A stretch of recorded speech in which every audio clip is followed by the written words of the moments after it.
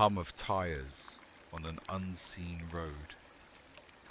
The rhythmic blur of white lines that stretch not forward, but sideways through the edges of your vision.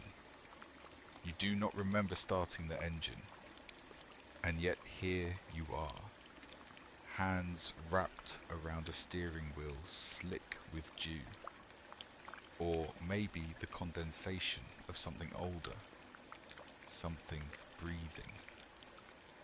The rear view mirror quivers gently, and though the world behind you is only fog, silver, pulsing, alive, it feels like someone is still watching, leaning forward from the back seat that should be empty. Your name isn't on the license in the glove box. In fact, there is no license, only a torn receipt with a single word scribbled on the back in red ink. Welcome. It smells faintly of lavender and static, like someone else's bedtime, like an apology from a radio left on too long. A voice crackles through the air vents, soft, honeyed, broken in all the right places. Welcome to whispers beyond midnight, it breathes, as if someone were speaking into the pillow of your dreams from the other side of sleep. You blink once. The windshield pulses. The voice is gone, but the fog thickens. A flicker in the dashboard lights draws your eyes down. Every dial is stuck at 3:33. The clock refuses to count, even though the road keeps moving. You realize you're not holding the wheel anymore, and yet it turns, gently, as if guided by a memory that is not yours. The air smells of something forgotten, warm ozone, motel linen, candle wax burned too far. In the passenger seat, a suitcase has appeared. You didn't notice it before. The leather is scuffed, the tag torn off, the latch gently ticking like a nervous heartbeat. Your fingers tremble toward it. Stop. Retract. Not yet. It hums slightly when you ignore it. Through the windshield, a shape forms in the mist. A road sign, crooked, flickering in place. It reads, Exit 0. Stay asleep. But there's no off-ramp. There never is. Only forward through the soundless terrain where trees sway in choreography with something above the clouds. The headlights flicker, not out, but inward, casting a faint circle of illumination through the fabric of your coat, your skin, your chest, inside where dreams have learned to anchor. Somewhere deep in the footwell, a radio begins to whine. Not music, not speech, just a rhythm, like someone knocking softly, politely, from behind your ribs. You reach to tune it, but there is no dial, only the knob to the heater, and when you twist it, the fog grows colder. The breath you exhale doesn't mist, it glows. You pass another sign, this one written in your handwriting, though you've never touched a pen. It reads, You forgot something. It's still waiting.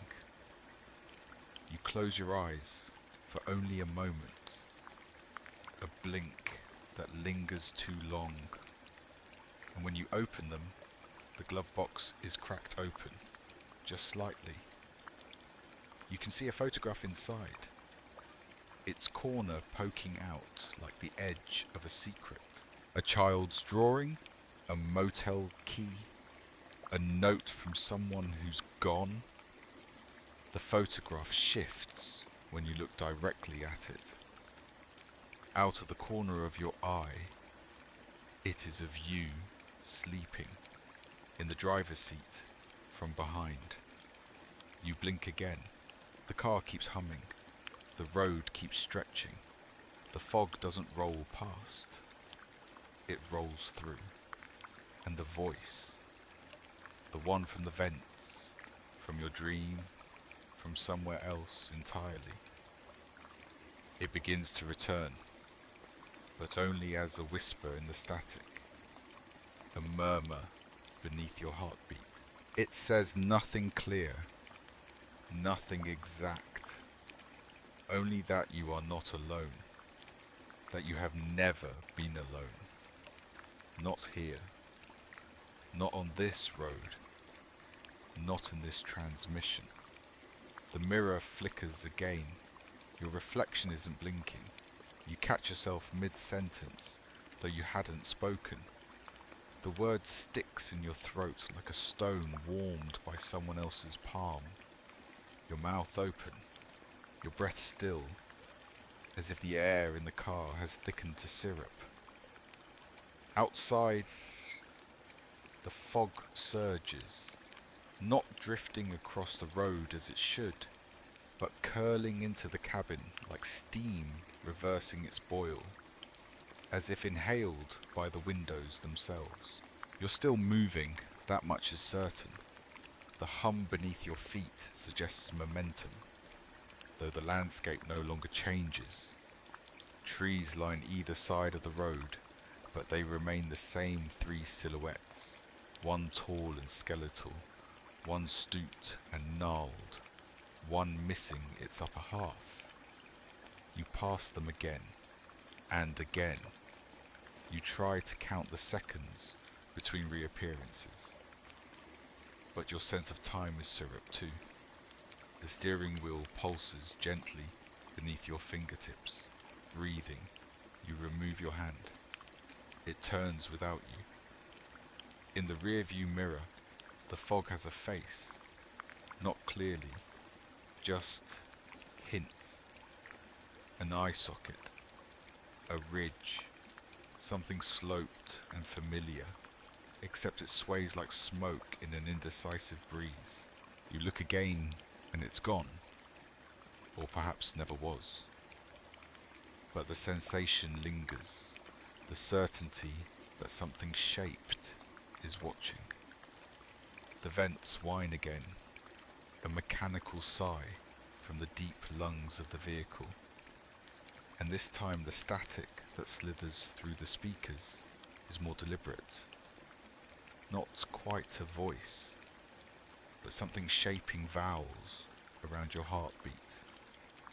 A pattern emerges, sibilant, syncopated, almost maternal, like a lullaby played through wires left out in the rain. You glance down. The passenger seat is empty. The suitcase is gone. Only a slight indentation remains, warm, pressed into the fabric. You reach out, tentative, reluctant.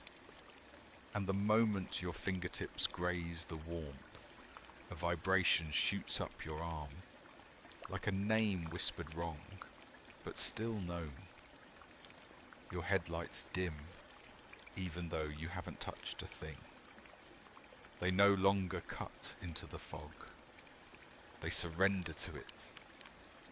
The light folds back, flickering like the breath of a flame, bending inward and fading, not from lack, but from deference. The trees again. The same three, only this time the middle one is weeping. Drops that fall upward in slow suspension, returning to the leaves that are no longer there. You don't recall feeling cold, but now your hands ache like you've been holding something heavy, invisible, for hours. The ache is intimate, familiar, like an old friend's absence. You try the radio again, fingers grazing the unmarked dial that somehow wasn't there before. It doesn't turn, it listens. The static shifts in pitch, tuning itself to your intention or your doubt. A new sound threads through the white hiss, a tone, low, mournful, like the echo of a foghorn calling to a ship long submerged. And then, beneath it, layered like glass, sliding over velvet, breathing. Your own. No. Slower.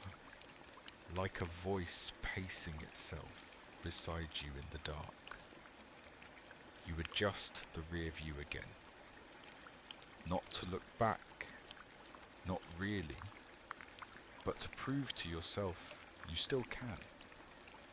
The mirror tilts slightly too far. Your reflection is there, but it doesn't track with your movement. When you blink, it doesn't. When you tilt your head, it smiles. Just once. Then stillness. The road ripples for a second. Not the car. The road. Like something underneath stretched, flexed, and settled. The fog thickens. You can't see where the asphalt ends anymore. Only the faint red glow of the dashboard, blinking in rhythm with the ticking latch of the absent suitcase. The glove box is closed now. You didn't touch it. But a smear, a dark smudge of ash or oil or ink blooms across its surface in the shape of an open eye. You reach out. You stop. Something inside you, older than thought, whispers, no. A sign passes by on your left, but there's no road there, just empty forest. The sign reads, they heard you once, but you didn't listen. You didn't speak. Did you? The question drips down your spine like melting wax. You roll your window down a fraction, and the fog doesn't enter. It exhales, gently, into your lungs. It smells like motel soap and television snow. You blink, and for a moment, the fog forms letters on the glass. Signal 404. You don't remember asking a question, but you know suddenly, with exquisite certainty, no one replied this time. Not because they couldn't, because they chose not to. You keep glancing at the rear view, not to see what's behind, but to check who is behind. And each time, it answers differently. A different version of your face peers back. The same eyes, but a slightly shifted tilt of the mouth. A scar that doesn't exist when you touch your own skin. A bruise fading beneath a cheekbone like a dream you tried to forget. The mirror isn't lying. It just remembers too much. You focus on the road again. Except there is no line anymore. No shoulder. No center.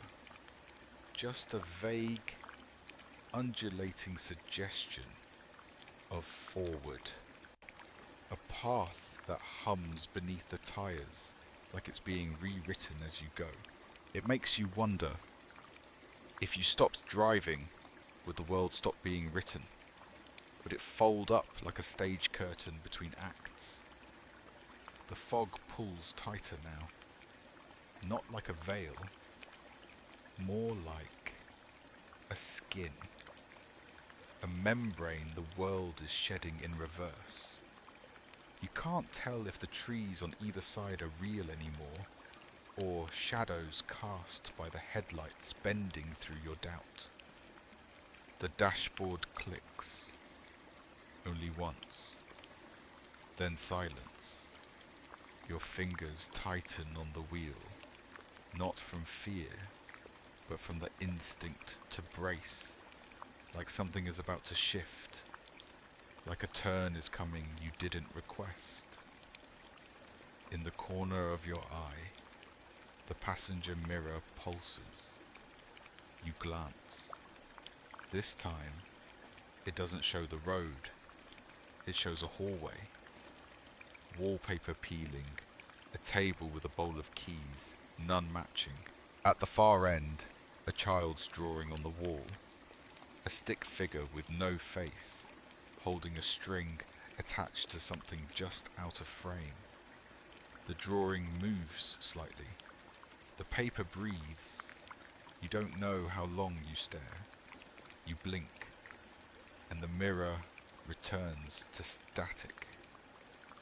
A radio voice, faint, slips beneath the hiss like silk soaked in seawater.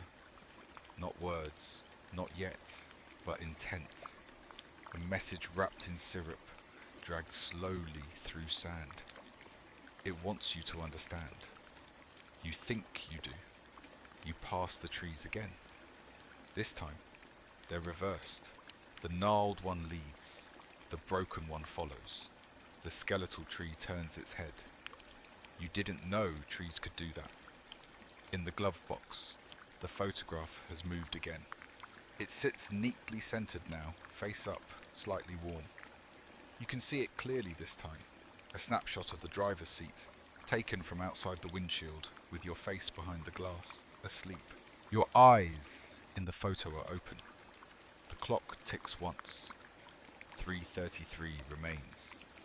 Your hand drifts from the wheel to your lap, where a small scrap of paper rests, folded.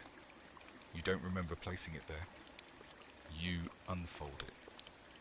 Inside, written in delicate looping ink, it reads, "Your reflection lied. Don't follow it." You glance back to the mirror. Your reflection is no longer alone.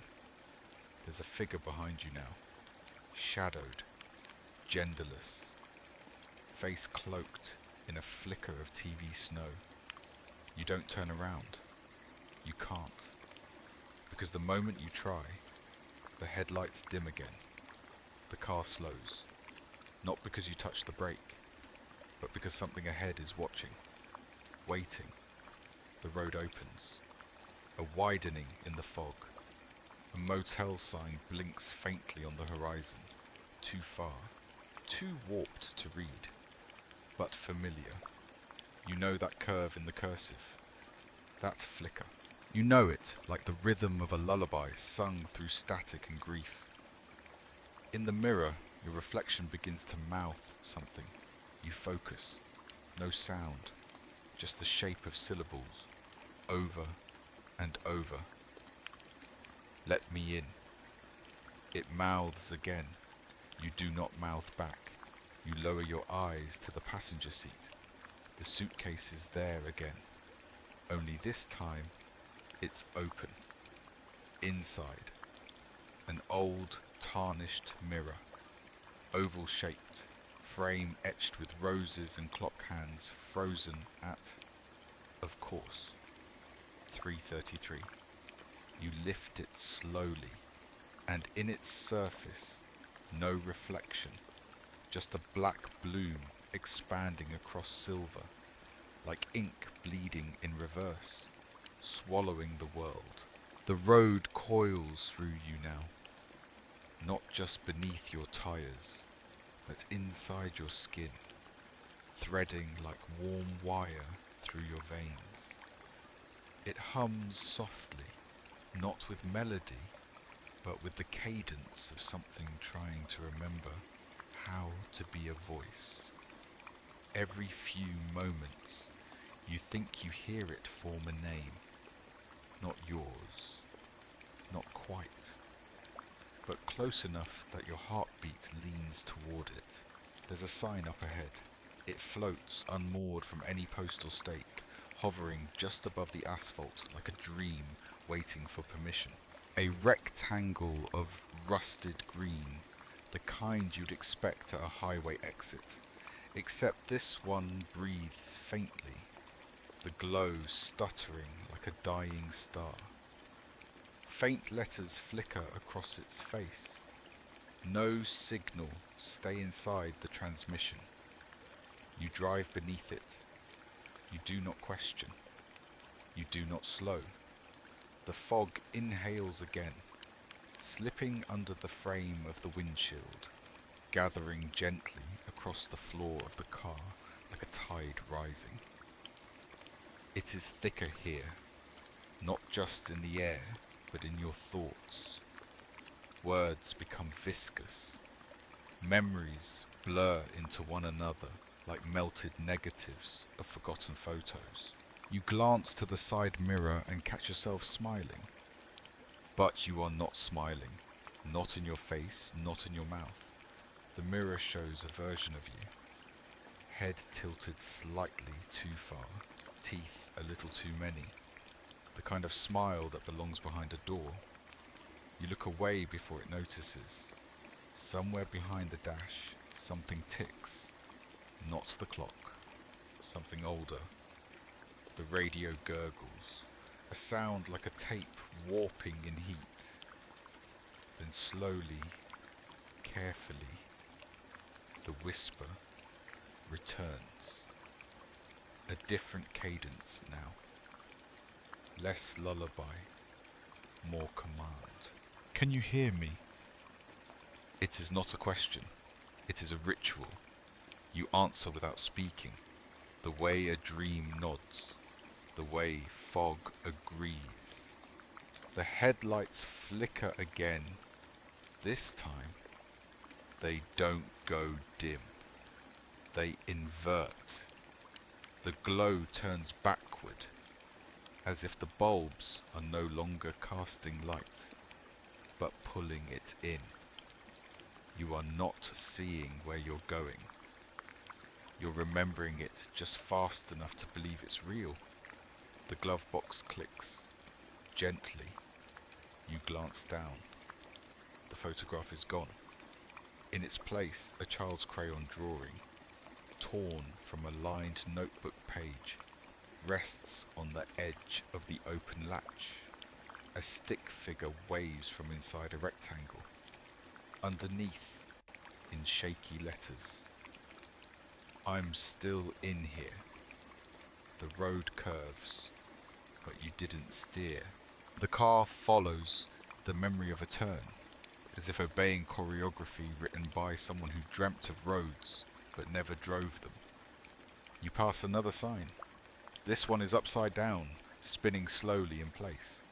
It reads, 404. You've been heard, just not answered. You reach for the radio. It hisses, recoils. The dial retracts. A shiver runs through your fingers like the breath of something that doesn't have lungs anymore. Suddenly, a ping. Short, soft, too modern for this place. You glance to the dashboard. An envelope icon pulses once, then again, then fades. A message never received.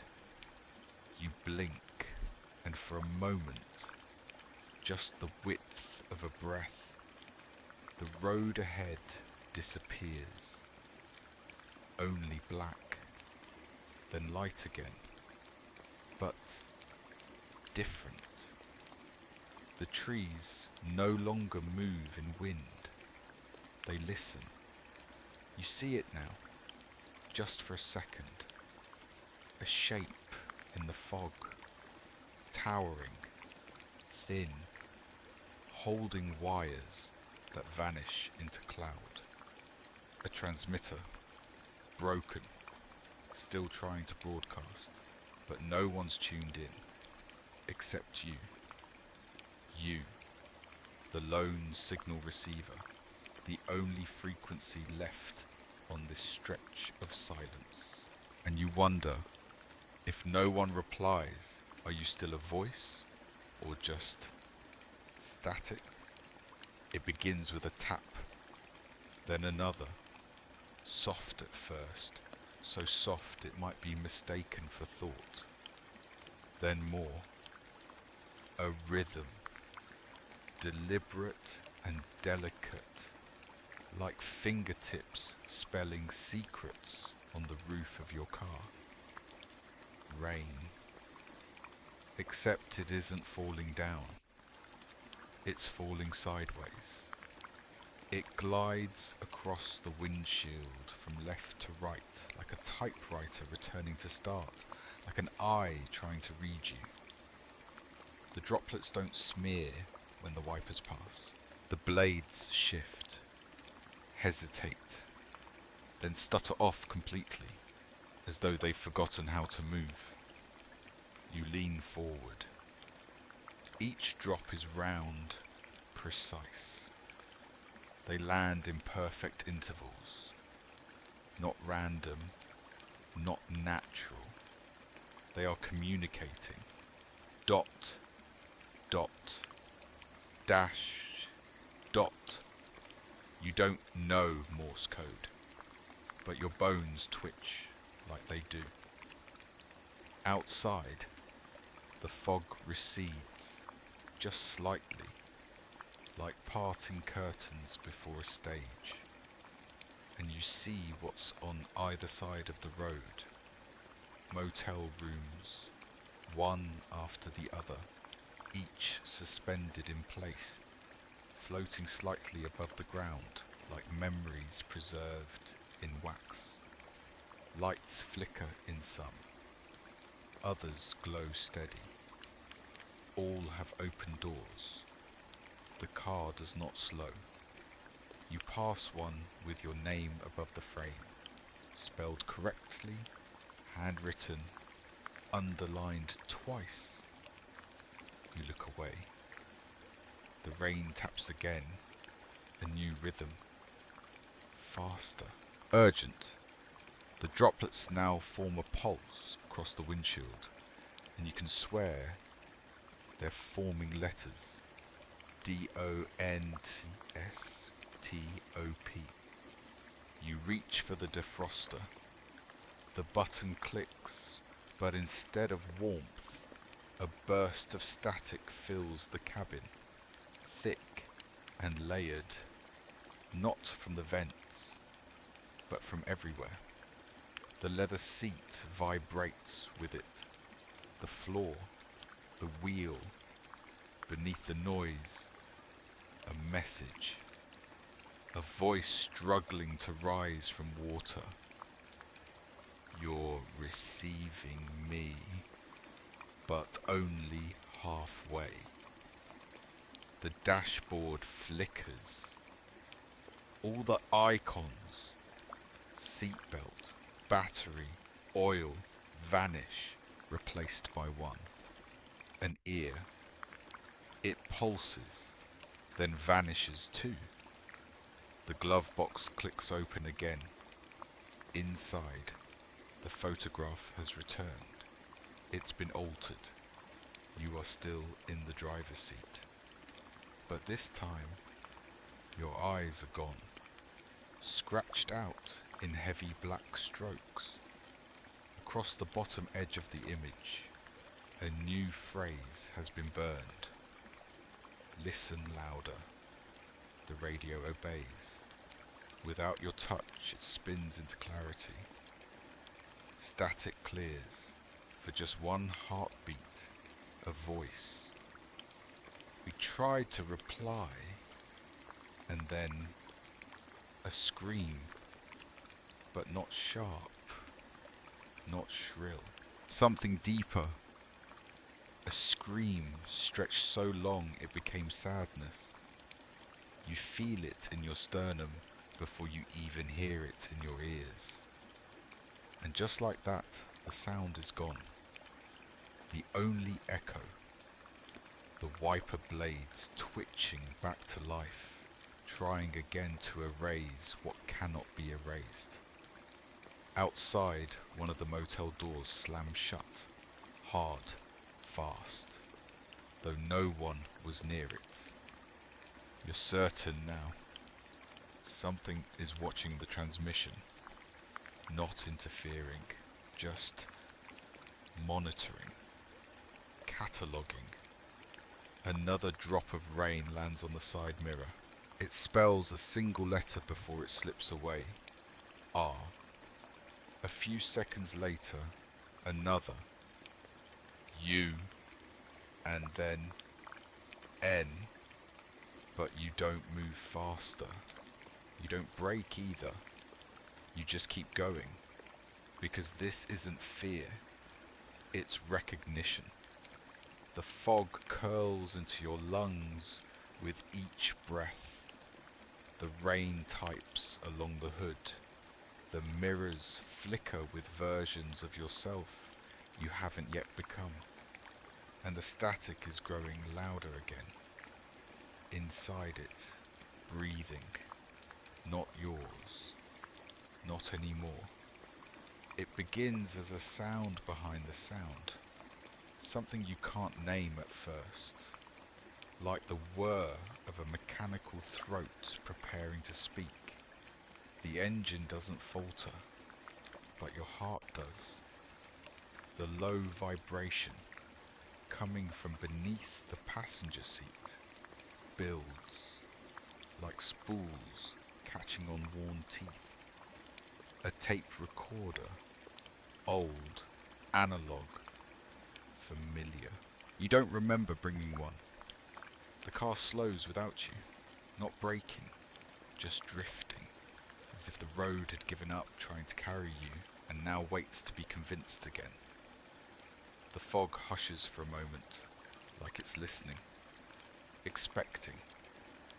You reach down slowly, fingers brush cold plastic, ridged buttons, the kind with a red square for stop and a triangle for play.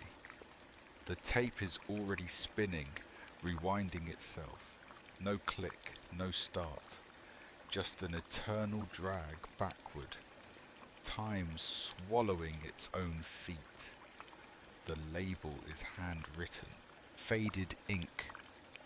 It says, Room 119, Grandma's voice. But you never had a room 119. And Grandma never let her voice be recorded. Still, your hand presses play. A hiss floods the cabin, dense and pulsing. Then a pause. Then, you left the door open again, sweetheart. You know what comes in when you do. You freeze. The voice is hers. Soft, sugar-worn, and velvet wrapped. But it's wrong. Not the words, the tone. She always whispered bedtime stories. Not warnings. The tape continues. It watches from the hallway. I told you not to feed it your voice. I told you. Click. The tape rewinds again. Jerky this time. Faster. More desperate. As if it doesn't want you to hear what comes next. You try to eject the cassette. The button won't budge. The air grows heavy. Outside the windshield, the motel reappears. Different now. Closer. Its neon buzzes, despite no visible power lines. You see a flicker behind one of the curtains. A shadow. Upright. Still. And for a fraction of a moment, it mimics your every breath. The rearview mirror begins to stutter. Image shifting left, then right, then up, as if the reflection is buffering. For a flicker, you see yourself sitting in a motel room, same coat, same eyes, different mouth. That version of you is mouthing the words before the tape plays them. You blink. You're back in the car. The tape halts. They always find the hallway again, the voice says. Even if you change the locks. The radio hums in agreement. The frequency trembles between stations. Somewhere deep in the static, another voice bleeds through, distant, grainy, like a forgotten voicemail left on a number that no longer exists. You're not asleep. Not yet. But they think you are. So don't move. The headlights flicker again. Not dimming now. Dissolving. The beams grow soft at the edges, then evaporate like breath against winter glass. You're not sure if you can see the road anymore, or just the idea of it sketched in by the sound of your tires. The tape recorder clicks once more. This time, it plays music. A lullaby.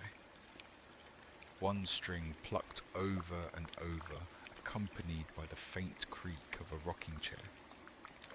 No voice, no lyric. Just the breath of an empty room swaying in rhythm with something that should have stayed asleep. You turn the recorder off, but the lullaby continues. From the speakers now, from the vents, from the glove box, even though it's sealed. You press your hands against the steering wheel, firm, grounding. It pulses once. A heartbeat, not yours, not anymore. You don't remember picking it up. The flashlight. One moment your hands were steady on the wheel, the next, something cold and cylindrical rests against your thigh, humming like it knows your pulse better than you do. It flickers, not in brightness, but in intention. Not casting light forward, not illuminating the fog-smeared windshield. Instead, it turns inward. You lift it slowly. The beam doesn't cut through air. It doesn't search for path or obstacle. It bends, softly, unwillingly, curling back toward your chest, spiraling like smoke drawn to memory. The light enters your coat, slipping through cloth, through skin. A coil of illumination winding into your sternum, as if your rib cage were a cave it once called home. Your breath catches, not from pain, from recognition. The beam settles beneath your heart, exposing shapes not meant to be seen. Boxes, small, perfect, old-fashioned. The kind lined with velvet, with tarnished clasps and brass corners. 3 of them, stacked carefully behind your ribs. One is locked, one is humming, one is already open. You try to look away, but the flashlight won't let you. The beam trembles, twitching with static, as if struggling against signal interference. You hear it now. A voice beneath the light, not speaking, spelling, each flicker a letter, each breath a reply. You know the pattern, dot, dot, dash, like the rain before, like the trees, like your heartbeat when you're trying not to scream. The light flares once, and the boxes answer. The open one shows you your grandmother's voice. Not the tape, not the memory, but the moment she first told you monsters didn't live under the bed. They lived in the hallway. That words fed them. That lies were keys. The humming box vibrates with names. ones you thought you'd forgotten. A motel guest book, a voicemail never sent, a photo caption scribbled in mirror writing. You reach for it, but the flashlight shifts again, slipping down your spine like a silk thread dipped in code. The locked box, it resists. Even the light can't penetrate it. It flickers against the latch over and over and finally dims. Not from failure, but from respect. Some secrets are welded, not kept. The flashlight buzzes now, a low pulse that spreads through your fingertips like whispered static. Not electric, but emotional. A transmission trying to tell you something in the only language that bypasses understanding. Ache! You turn it off, or try to. The button doesn't respond. The beam goes out only when it wants to. The same moment the glove box opens by itself, again. This time, there is no photograph, no drawing, only the mirror, oval, silver framed, resting delicately on folded cloth that smells like your childhood bedroom, like dust warmed by summer fan blades. You pick it up, it's cold. The surface ripples once, as if dropped in still water, then clears. You see the road behind you, but not as it is, as it was. A version from memory, pale and grainy. In the mirror, taillights glow from a car just like yours, only it's empty, or full of shadows. It's hard to say which. The flashlight flares in your other hand. The beam pierces the mirror. And in that split second, less than thought, more than instinct, the reflection blinks. Not you, the road. The reflection blinks, and you realise something has been watching from behind the glass the whole time. Not following, not chasing, waiting. The light dies. The mirror clouds. The glove box snaps shut like a mouth around a secret. The fog thickens again. It smells different now. Warmer, sharper, like electricity laced with memory. Your chest aches. The boxes beneath your heart hum together, one in joy, one in warning, one in silence. The flashlight is gone. You never turned it off. You simply stopped needing it. You feel it before you see it. A weight, familiar. Just brushing your ankle like a cat that remembers who you were. The suitcase has returned, quiet as breath, waiting like it always does. It rests snug against the passenger side footwell, neither shoved nor placed, but reinstated, as if the world noticed its absence and politely corrected the omission. You look down. The leather is older than before, faded around the edges. The scuffs now form constellations, unintentional symbols. An eye, a tree without roots, a door just barely ajar. The latch clicks once but doesn't open. It breathes, ticks, not a lock, a rhythm. You reach for it, unsure if it's yours.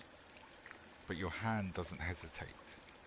Your fingers know the grooves in the handle, the places where time softened the stitching. It fits in your grip like an old story whispered to a child who pretends not to listen. You pull it onto your lap. It's warm.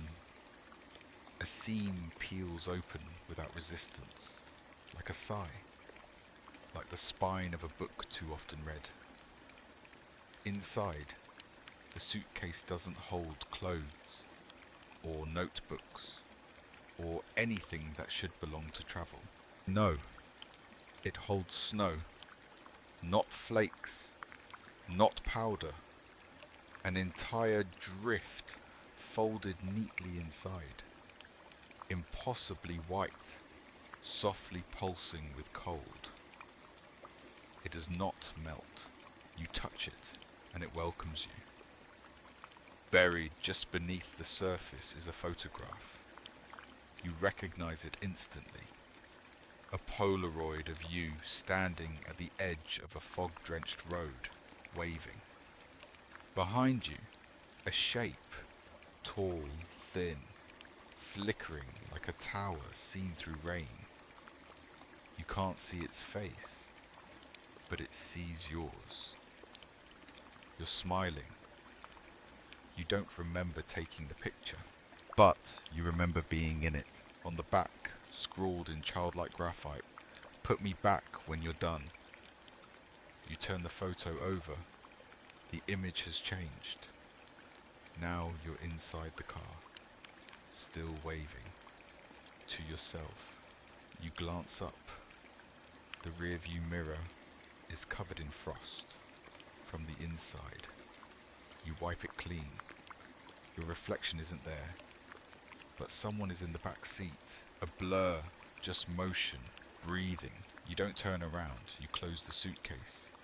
Not out of fear, but completion. It no longer asks questions. It knows it has been seen, handled, acknowledged. The latch clicks shut and does not tick again. The engine shivers. Not from cold, from something else. Something like recognition. A new sound begins. The radio, dormant and quiet for minutes now, flickers with the thin line of an incoming transmission. A heartbeat made from rust and whispers. A voice spills out. Left behind doesn't mean forgotten. You carried more than memory. You don't reply. There is no channel for answers, but your chest aches, and the boxes inside you begin to rearrange. The locked one leans toward the hum, the open one quiets, and the vibrating one ceases its motion, as if listening. Outside, the fog shudders. You think you see snowfall in the trees, but the flakes rise instead of fall, suspended halfway between descent and return. One touches the windshield. It leaves behind a word, sketched in perfect frost. Home. But you don't remember where that is, or when. The suitcase pulses once in your lap, then is still. The dashboard clicks again, soft and irregular.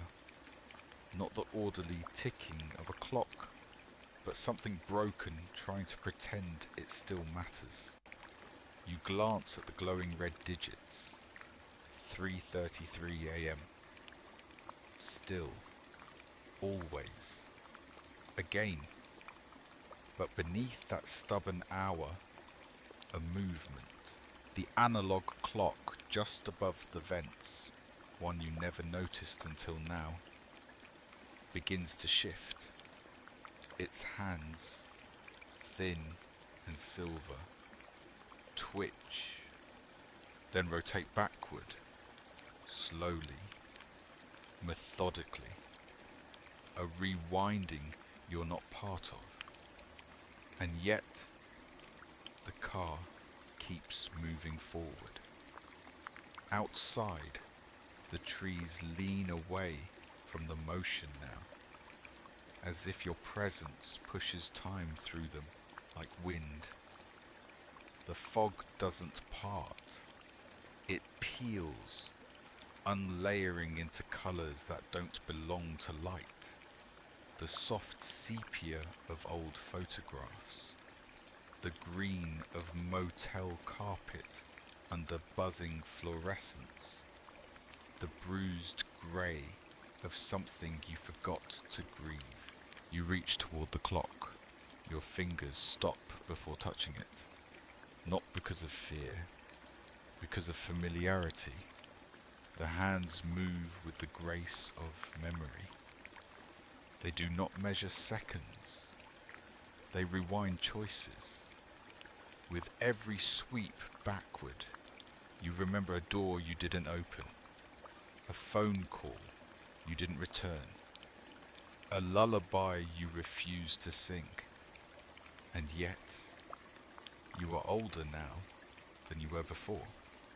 You feel it in your knees, in your breath, in the way your body no longer fits into the posture of who you used to be. You are aging forward in a place that moves backward. The radio tunes itself again. No static this time, just a voice. You can't turn back, but it will try to make you.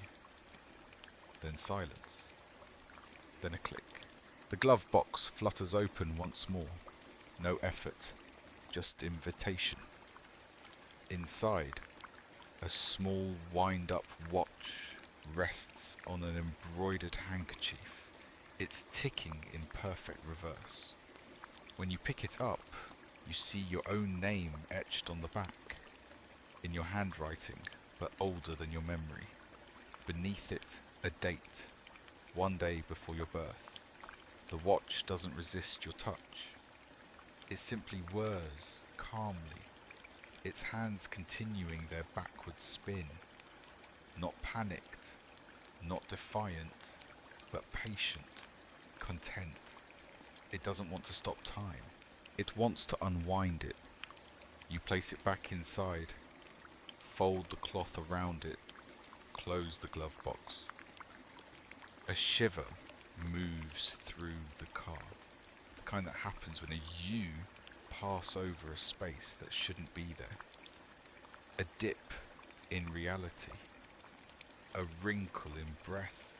You glance up, the road ahead has changed.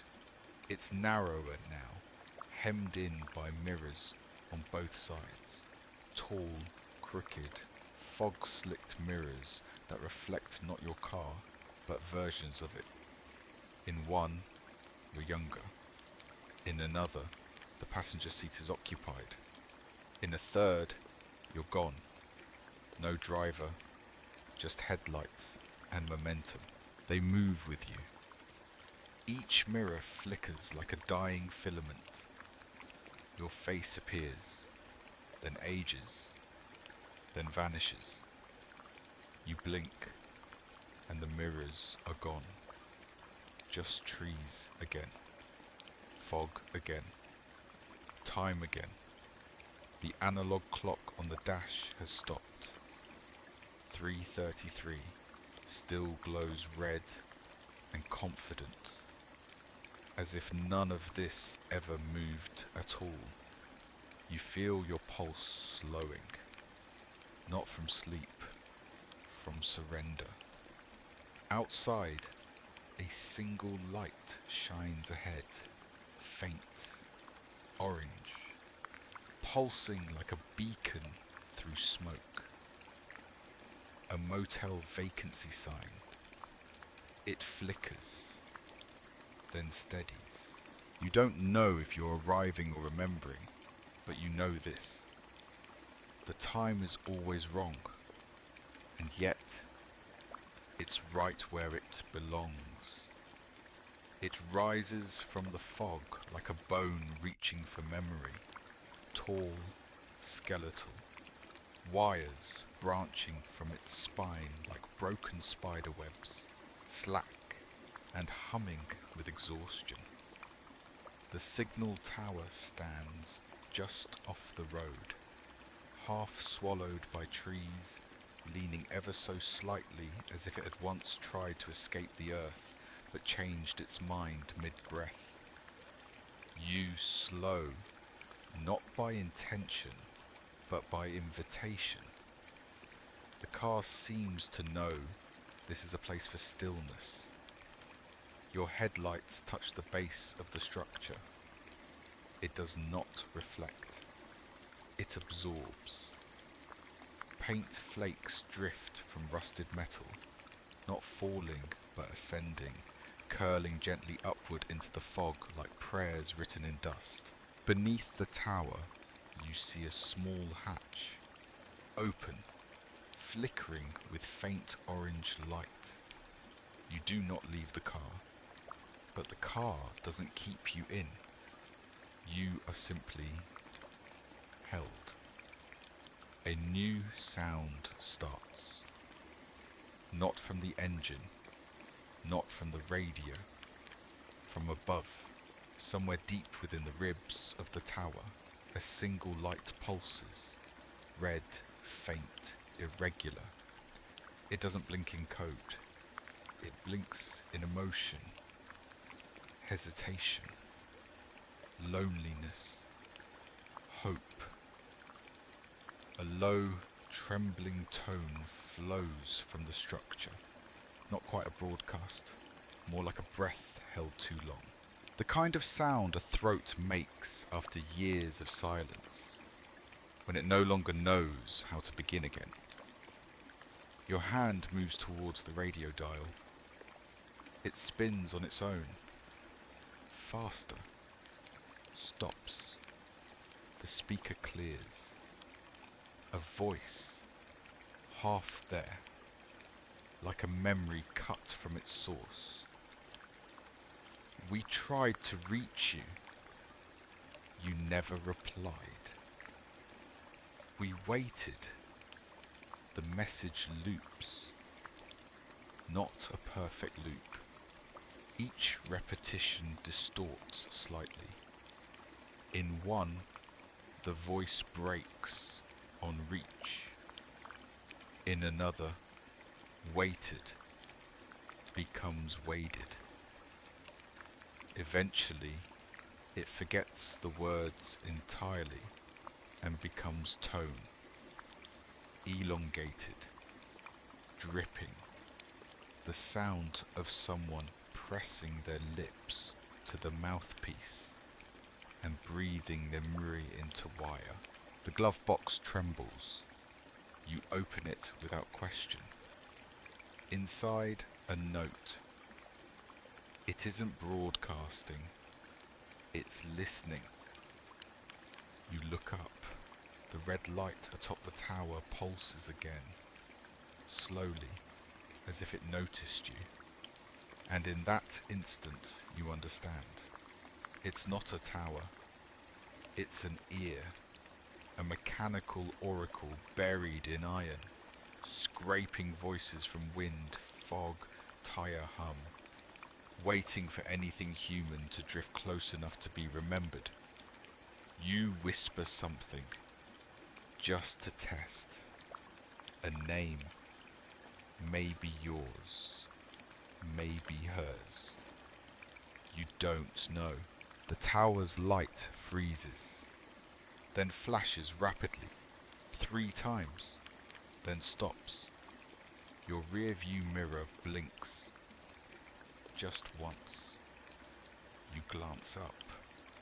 For a split second, your reflection stares straight at you and mouths. It heard you. The dashboard dials spiral and reset. The red digits of the clock fade, then reappear. 3:33 a.m. Still, again, always. You reach to roll down the window. Fog drips inside like thread pulled through cloth. It smells like the hallway of a motel you once stayed in, but only in a dream. The tower doesn't speak again. It doesn't need to. You said enough. And now it remembers. It begins again with the soft crackle. Not the harsh shriek of broken signal, but a warm hiss, like rain on an old television screen or breath against a landline left off the hook. The static is softer now, less interference, more intimacy. You recognize it, not the sound, the feeling that someone, somewhere, is waiting for you to apologize. The car keeps drifting, a steady glide through mist that folds in on itself like memory made manifest. The road dips, faintly, as if leading you underground or deeper into yourself. You're not sure there's a difference anymore. The radio's glow flickers in pale amber. It doesn't ask for your attention. It already has it. A voice threads through the fuzz. Not a stranger's. Yours. Did I forget it? Where was I supposed to leave it? It's a recording, not live. A loop of a younger you, slower and unsteady, speaking through the wrong end of the receiver. The voice trembles in places you don't remember trembling. You reach for the dial. A second voice cuts in, not layered, not harmonized. Interjected, a third, then a fourth. Voices in the static, all of them different, all of them you, asking, explaining, pleading, each slightly more warped, more tired, more echo than shape. And together, through distortion and drift, they whisper, "You left something behind." The words gather mass. They press against your ears, not loud but insistent, the way dust settles in rooms you've sealed off too long. Your hands tremble on the wheel. Something aches behind your eyes. Not pain, loss. The kind that comes long after the event, when the forgetting begins to weigh more than the memory ever did. Outside, the fog clears just enough to show a building. Squat, crumbling, flickering between motel and house.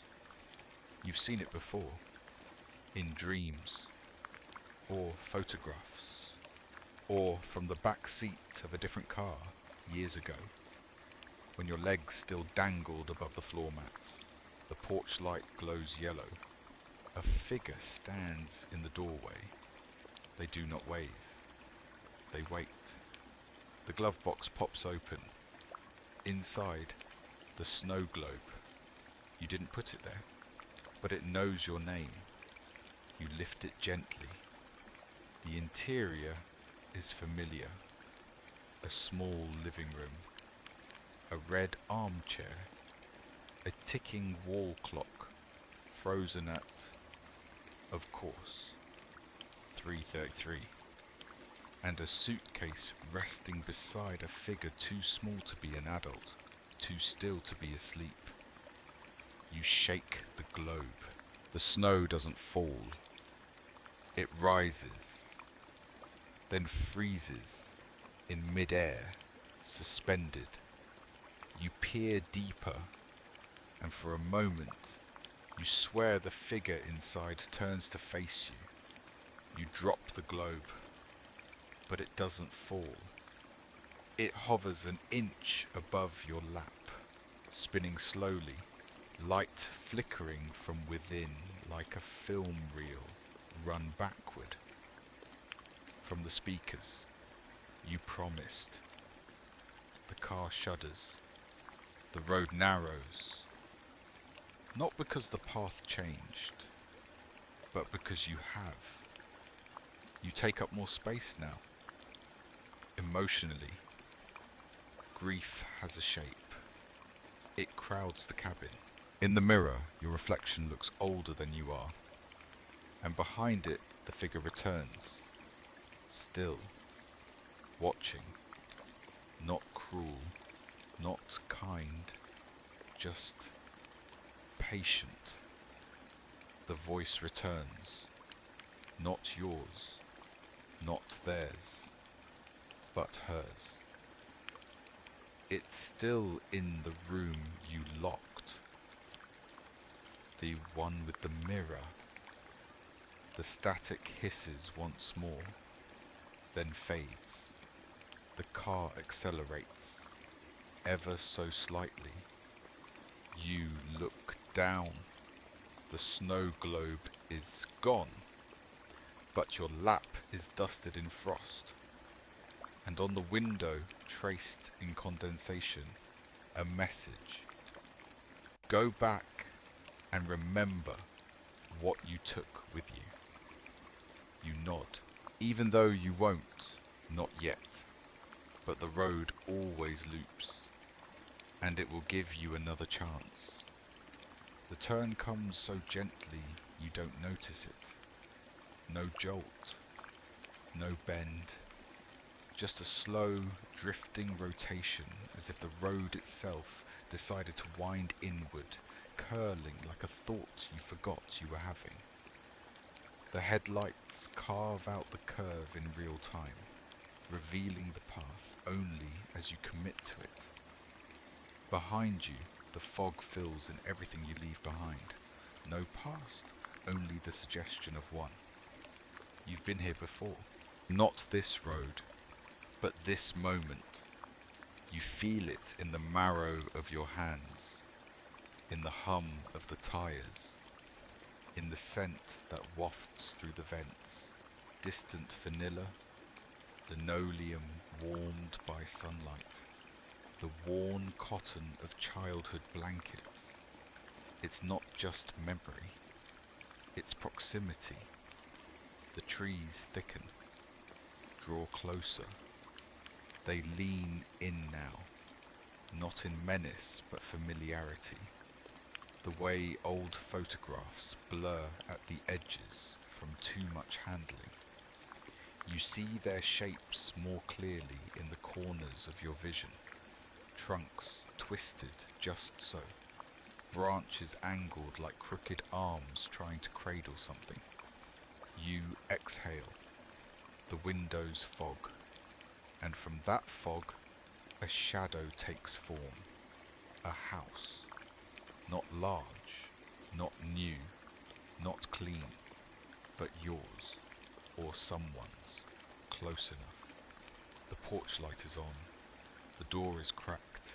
You don't stop the car, but it slows. The radio, quiet for minutes, resumes, not with voice, but with breath.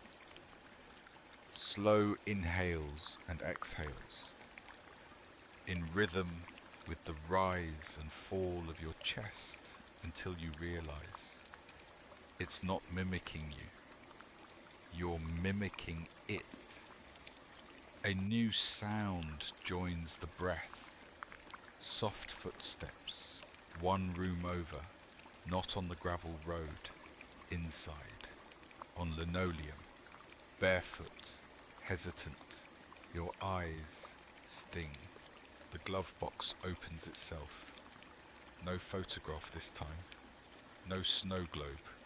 Just a matchbook. 3 matches left. The front reads, Sunset Pines Motel, Room 203. You flip it open. On the inside flap, a drawing. Crayon, a stick figure holding hands with a much taller one. Both smile. Beneath them, a word scrawled in mismatched letters. Remember. You blink. Outside the passenger window, the trees shift. Not move. Shift. You're no longer in forest. You're in a backyard. A swing sways once. alone. The chain creaks, not from wind, but from repetition. You recognize the fence, the shed, the patch of overgrown lilies that always refuse to bloom. This is your grandmother's backyard, or a version of it. But there's no sky above, only a ceiling of static, faintly pulsing. You close your eyes, and in the darkness, the swing creaks louder. The radio speaks again. Some memories belong to more than one person. Some places remember you harder than others. You open your eyes. The swing is empty, but the footprints beneath it are fresh. You pass the trees again. The same 3. This time, they lean the other way. One has something carved into its trunk. Letters you don't recognize, not in any alphabet you were taught. But your chest tightens anyway. The locked box beneath your ribs hums. Your headlights catch a sign. Loop begins here. And just below it. Don't get out this time. The voice returns. A whisper through wool. A breath caught in the throat of an old telephone. You're so close. Please, just remember, the road bends again, exactly as it did before, and you realize you're not retracing your steps. You're in their memory now, and they haven't finished telling you how it ends. The road smooths out now, not in comfort, but inevitability, like a path that stopped pretending it was taking you anywhere new. The lines along the asphalt vanish completely, and in their absence the car drifts gently toward a shoulder that doesn't exist, guided not by gravity or steering, but by invitation. You see the motel before the headlights do. It leans out from the fog, worn and familiar. Low roof, a row of doors, each with chipped paint and numbers that shimmer as if unwilling to settle. The vacancy sign flickers, not the whole word, just the V. It pulses like a heartbeat, alone and unsupervised. You stop the car, though you never press the brake. It simply knows. The driver's door opens not with a click, but with a sigh. Air spills inward, heavy with liniment and ash. The scent of rooms that no longer house people only echoes. Your feet touch gravel. It feels like stepping onto someone else's memory. You walk to the front office. The bell above the door doesn't ring when you enter. It inhales. Inside, yellow wallpaper peeling like old fruit. Plastic fern wilting in a clay pot. A single chair with threads pulled loose. Unraveling like thoughts you didn't mean to finish. Behind the counter, a guest book. Faded red leather, edges frayed. Open to a blank page. Except not blank. There it is, your name, written neatly, precisely. Room 6, no date, no time, no checkout. Beneath your name, a second entry. Same name, different handwriting. Room 6 again, again, again. Your hand hovers over the pen still resting in the spine of the book. It's warm. You reach for it, but the book turns its own page. One more entry. Do not disturb, still dreaming. The door behind the counter creaks open. No footsteps, just presence. You don't turn to look. You don't need to. You walk down the corridor, carpet faded with footsteps that never left. Each room number whispers as you pass, not aloud, but inside you, counting backward, counting down. Room 6 waits. The door is open, only a sliver. You push it wider. Inside, pale light.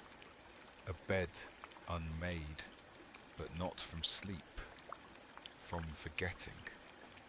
One pillow bears the indentation of a head.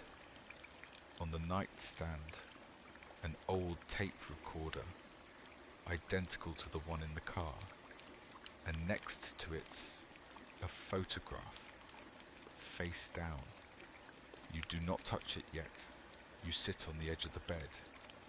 The mattress exhales. The tape recorder clicks on. You checked in before you were born. You never left. You only changed rooms. The voice isn't yours, but it remembers you. You pick up the photograph. It's blank until you blink. Then it's filled. A picture of this room, of you sitting, holding the photo, infinite, looping, like film caught in rewind. Your reflection in the window stares back at you, but it doesn't move when you do. Instead, it reaches toward the curtain, opens it, and in the glass you see what's outside your room now. The car, still idling, headlights dimmed, driver's seat empty, your name on the registry, glowing faintly from the front desk like it had been etched in ember. You look again. The photograph fades. The tape ends. The door closes behind you. Not loudly, just inevitably. You return to the car not as a driver, not as a passenger, but as something between, as if the seat knows you too well to ask questions now. The engine hums in recognition, a low thrum like the comfort of a heart that forgave you before you arrived. You close the door. It seals without sound. The road accepts your presence once more. But this time, the mirror moves first. You don't adjust it. It adjusts you. Tilts slightly upward, then left, then finds its center. In the reflection, snow begins to fall. Not outside. The windshield remains untouched. The road bare. But inside the mirror, flakes drift slowly down from a sky you don't recognize. A sky that doesn't belong to this moment, or this world. The snow is heavy, deliberate, too slow for wind, too patient for atmosphere. Each flake lands with intent, melting into images instead of water. Photographs forming mid-air, captured in a language of frost. You watch. One flake becomes your childhood bedroom, the walls still hung with those same soft yellow stars that never glowed as brightly as they promised. Another lands. Now the hallway. That hallway.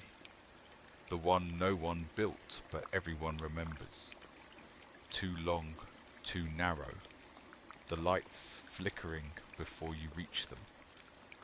A third, the motel room, room 6. The pillow still indented, the bed untouched since a version of you left it behind and kept going. You try to blink, you can't. The mirror holds you, shows you things you almost remembered. In the reflection, the snow continues to fall, piling gently behind you, not on the road, but on possibility. Behind the driver's seat, in the back of your own mind, the snowfall gathers, burying what you didn't claim.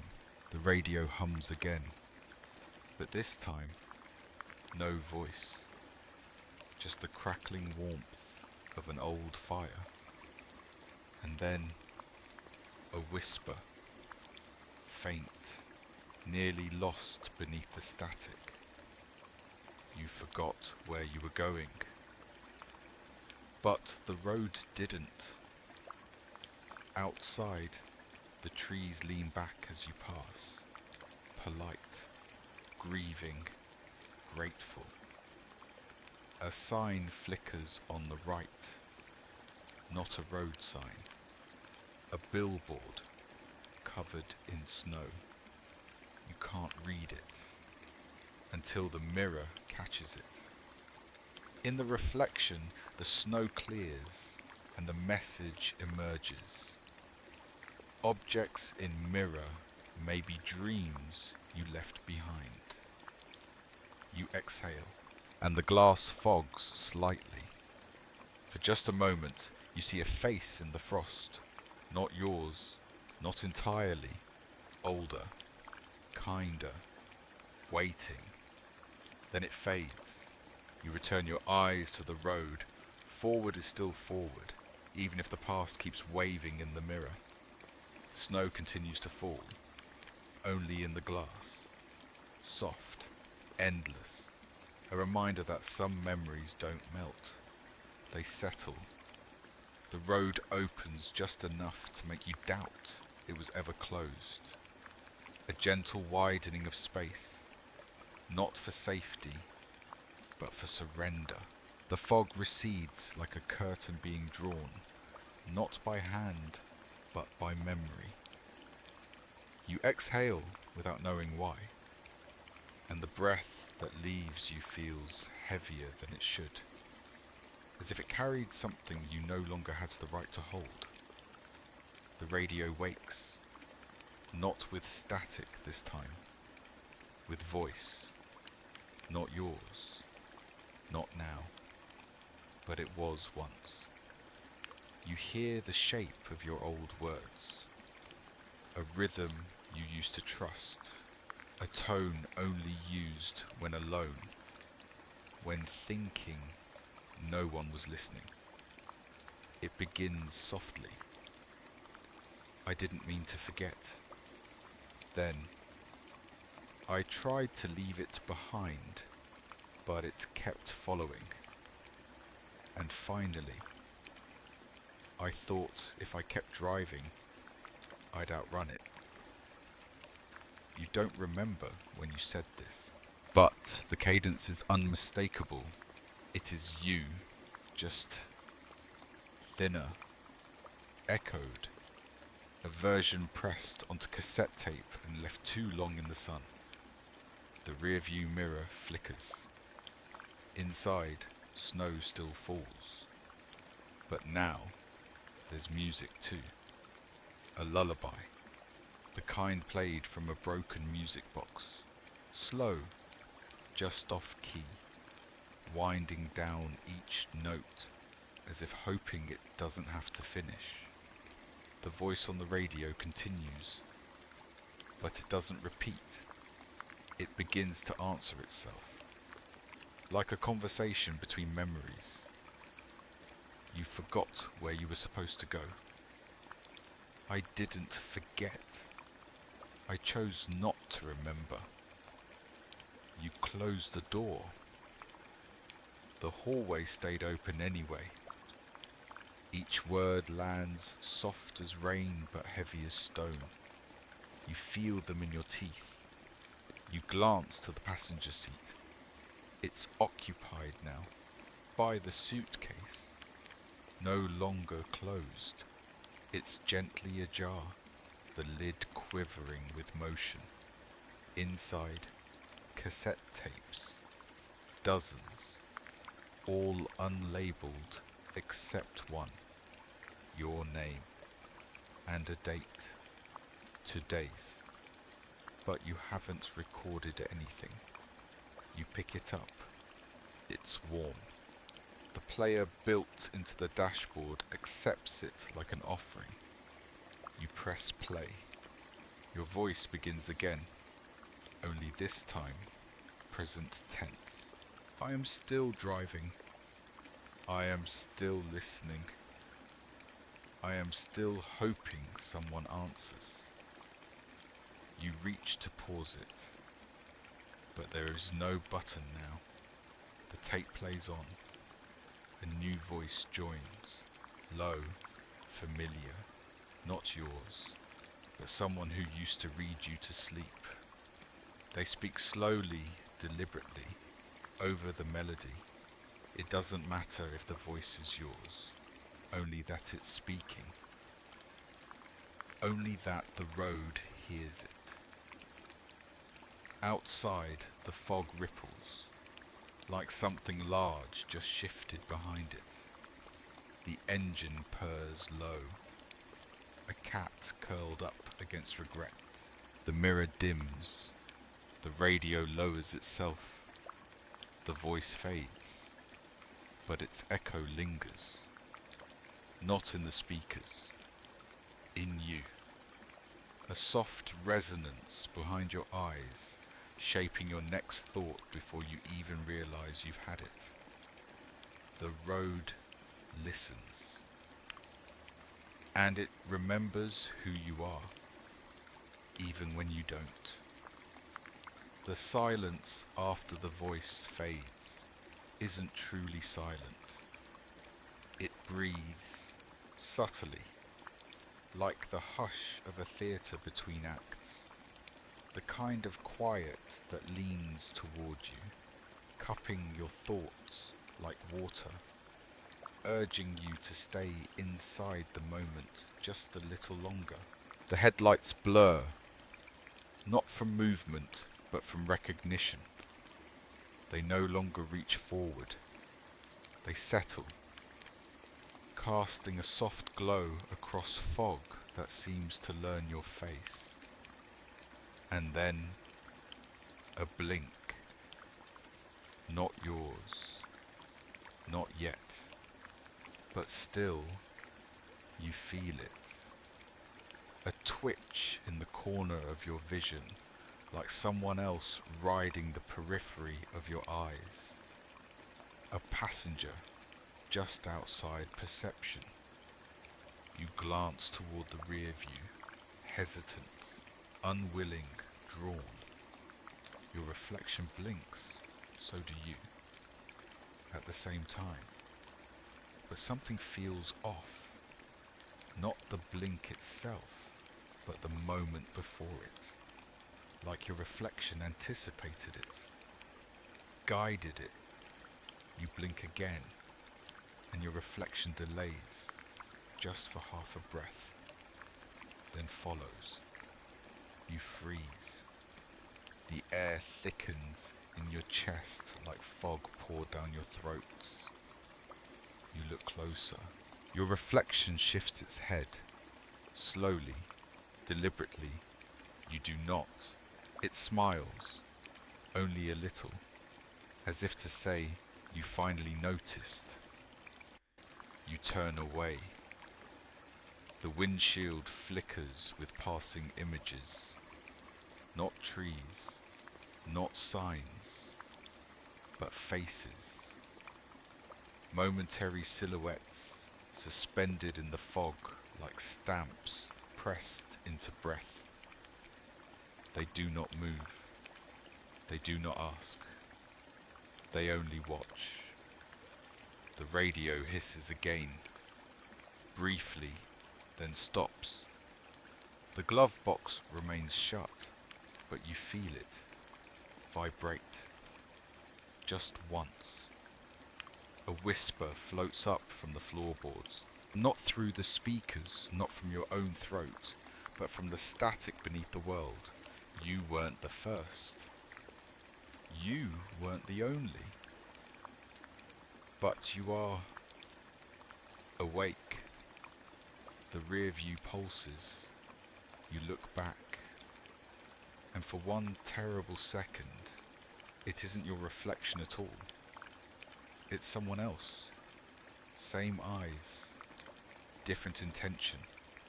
They blink before you, then vanish.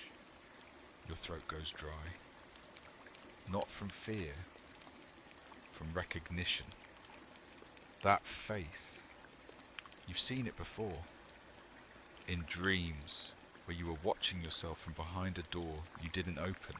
The same eyes, the same tilt of the chin. Someone who once wore your shape like a coat left behind in a waiting room. Outside, the fog begins to shimmer. Not like light hitting water, but like a film being projected across something that doesn't want to be remembered. A shape stands beside the road, motionless, head tilted, eyes closed, until you blink. And then they open, matching yours. Exactly. You keep driving. The engine agrees. Low, trusting, knowing. You glance at the side mirror.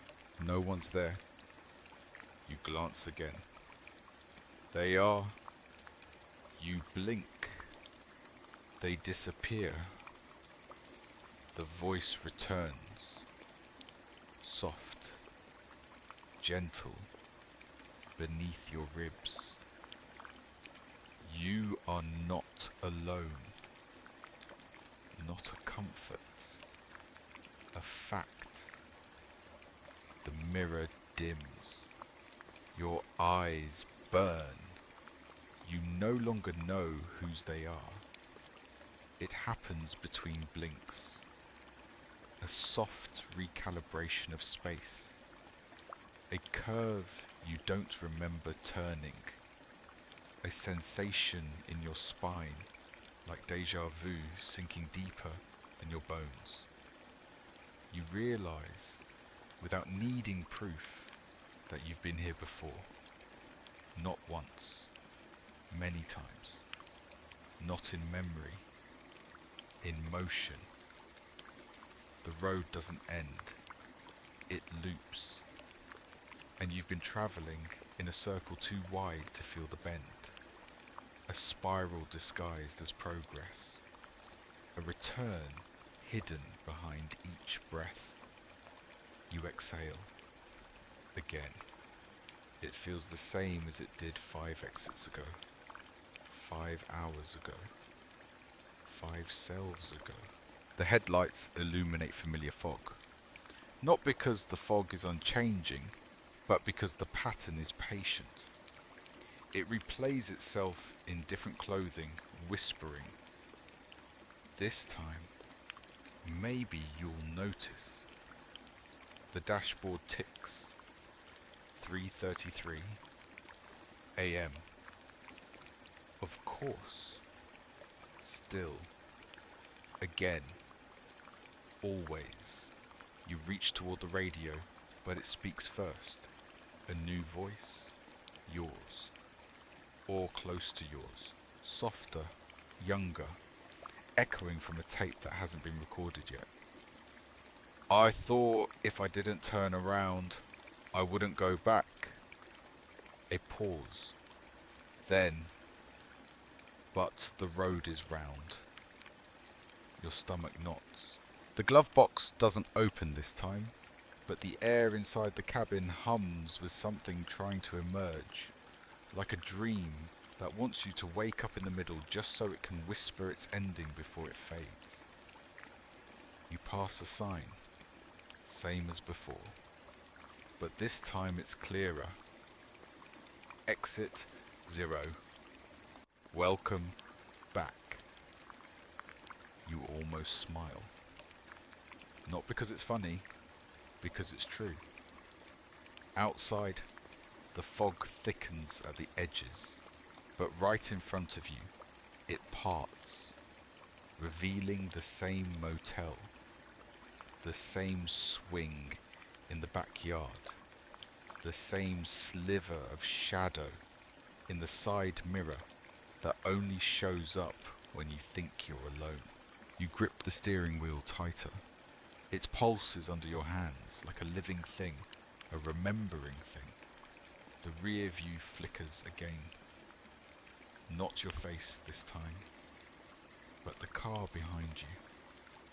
Same make, same model, same plates. You blink. Gone. The tape recorder in the glove box clicks. No cassette inside. Just the click. A reminder. This part already happened. You don't stop driving. You know better now. Stopping invites repetition. But you feel the repetition anyway. It's in the way the fog bends around the same tree. The way the asphalt creaks at the same place in the turn. The way your heart slows when the radio goes silent. Just before the whisper begins again. It never ends. Till you say something new. You open your mouth and say nothing. The silence waits, then closes over you like a blanket. Outside, the moon doesn't rise. It reappears. Same position, same glow, same side facing you. The road curves gently to the left. You feel it in your chest before it happens. Your hands adjust, not out of reaction, out of memory. You've done this before, and you'll do it again, unless, but the road doesn't ask you to escape, only to understand. The loop is not a prison, it's an echo, and you are the sound. The suitcase hums softly in the passenger seat again, like it's trying to speak in a frequency just below human hearing. You don't open it, you simply rest your hand on the leather, cracked now, edges worn to a shine by repetition, and it quiets, satisfied to be acknowledged. The loop has curved again, but something is different. The fog pulls back, not as a reveal, but as an invitation. Beyond the bend, the road stretches straight for the first time in what feels like years, lined with trees that don't sway, don't lean, don't listen. They just stand, heavy with presence, silent as pages in a book too afraid to be read. Then, a flash of light, something small, something warm. You glance down.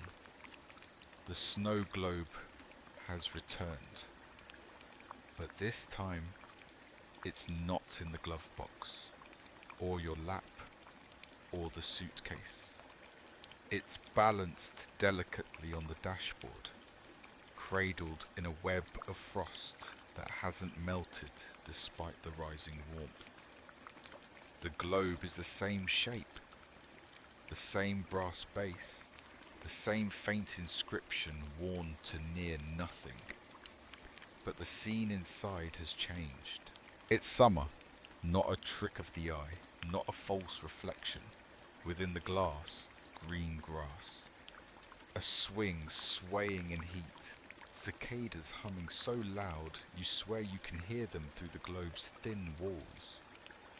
A small house. Red shutters.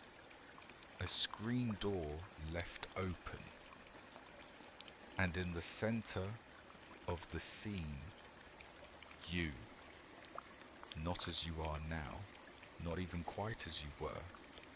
A version of you that still knew the names of clouds, still believed thunder was just the sky stretching. You touch the globe. It doesn't react, but your fingertips warm as if dipped in sunlight.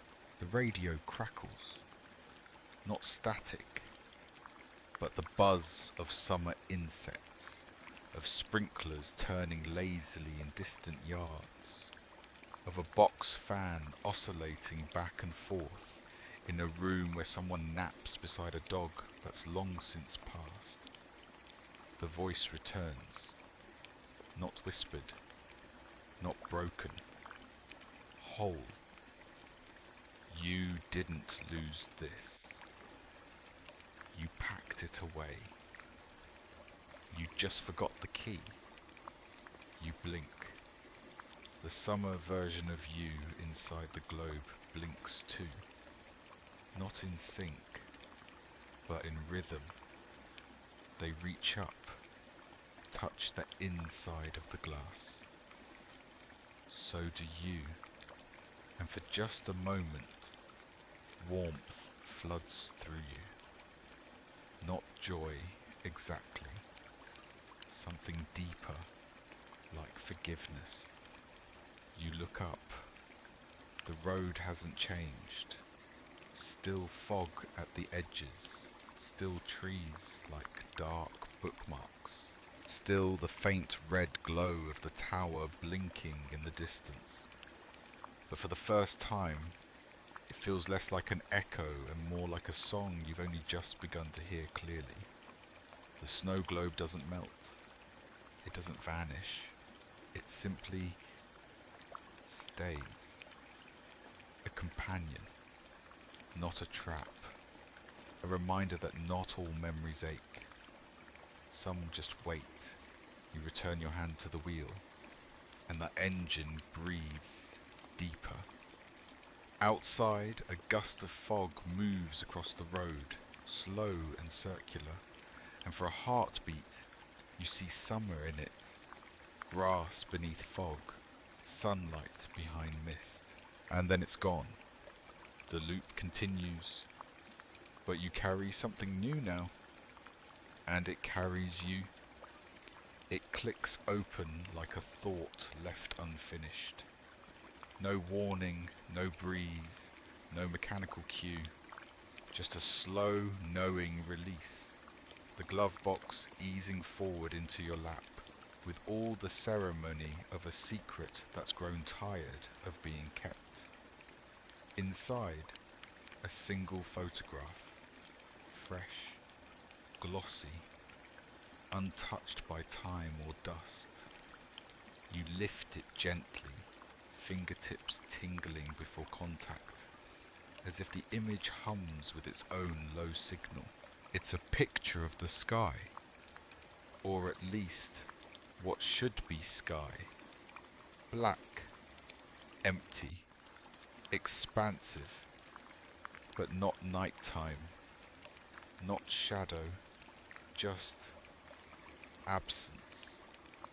There are no stars, no clouds, no moon, no traces of anything familiar, only the yawning velvet of a void that hasn't yet chosen what to become. And in the bottom corner, a pair of footprints. Bare, leading nowhere. You don't recognize the shoes, because there are none. The feet belong to you. You know this the way you know dreams are false, only after you wake. The photo begins to warm in your hand. The image distorts, not decaying, not dissolving, but reconsidering itself. The blackness ripples, folds, begins to hum, and then tiny white marks emerge. But they don't scatter like stars. They crawl, slowly, deliberately. The radio turns on by itself. No volume, no words. Just the hum of electricity spinning through wire, like wind in a cave lined with memory. Then a voice, distant and small. It took the stars from you. because you stopped looking up. You glance at the windshield. The sky beyond it is covered in fog, smooth and dense like porcelain glazed with silence. You raise your eyes further. Nothing. Only grey. Only forgetting. The photograph pulses again. The crawling white marks converge into a symbol. A circle. Bisected by a single vertical line. You've seen it before. Drawn in chalk outside a motel door. Etched into a bench where you once waited for a parent who never came. Scribbled into the corner of a dream where you stood beneath an empty sky and wished for noise. Your thumb brushes the edge of the photo. It cuts you, barely. You bleed, just enough to stain the sky. And in that drop of red, light, faint, flickering, a single star, yours. The glove box breathes shut, slow and final. The radio dims again. But before silence claims it completely, the voice says one more thing. You never stopped shining. You just buried the sky beneath your questions. The photograph folds itself once, twice, 3 times, and slips between your fingers, like a letter sent backward in time. You tuck it into the visor. You don't need to look again. You remember now. There was never nothing, only waiting, and you've begun to listen. The line in the road was broken, not faded, but sliced, as if someone had cut the asphalt with a razor and stitched it back together, just slightly off. You felt the shift, didn't you?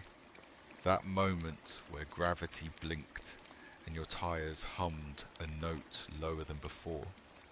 You didn't turn. There was no intersection. But your gut says otherwise. You missed a turn. One that didn't exist.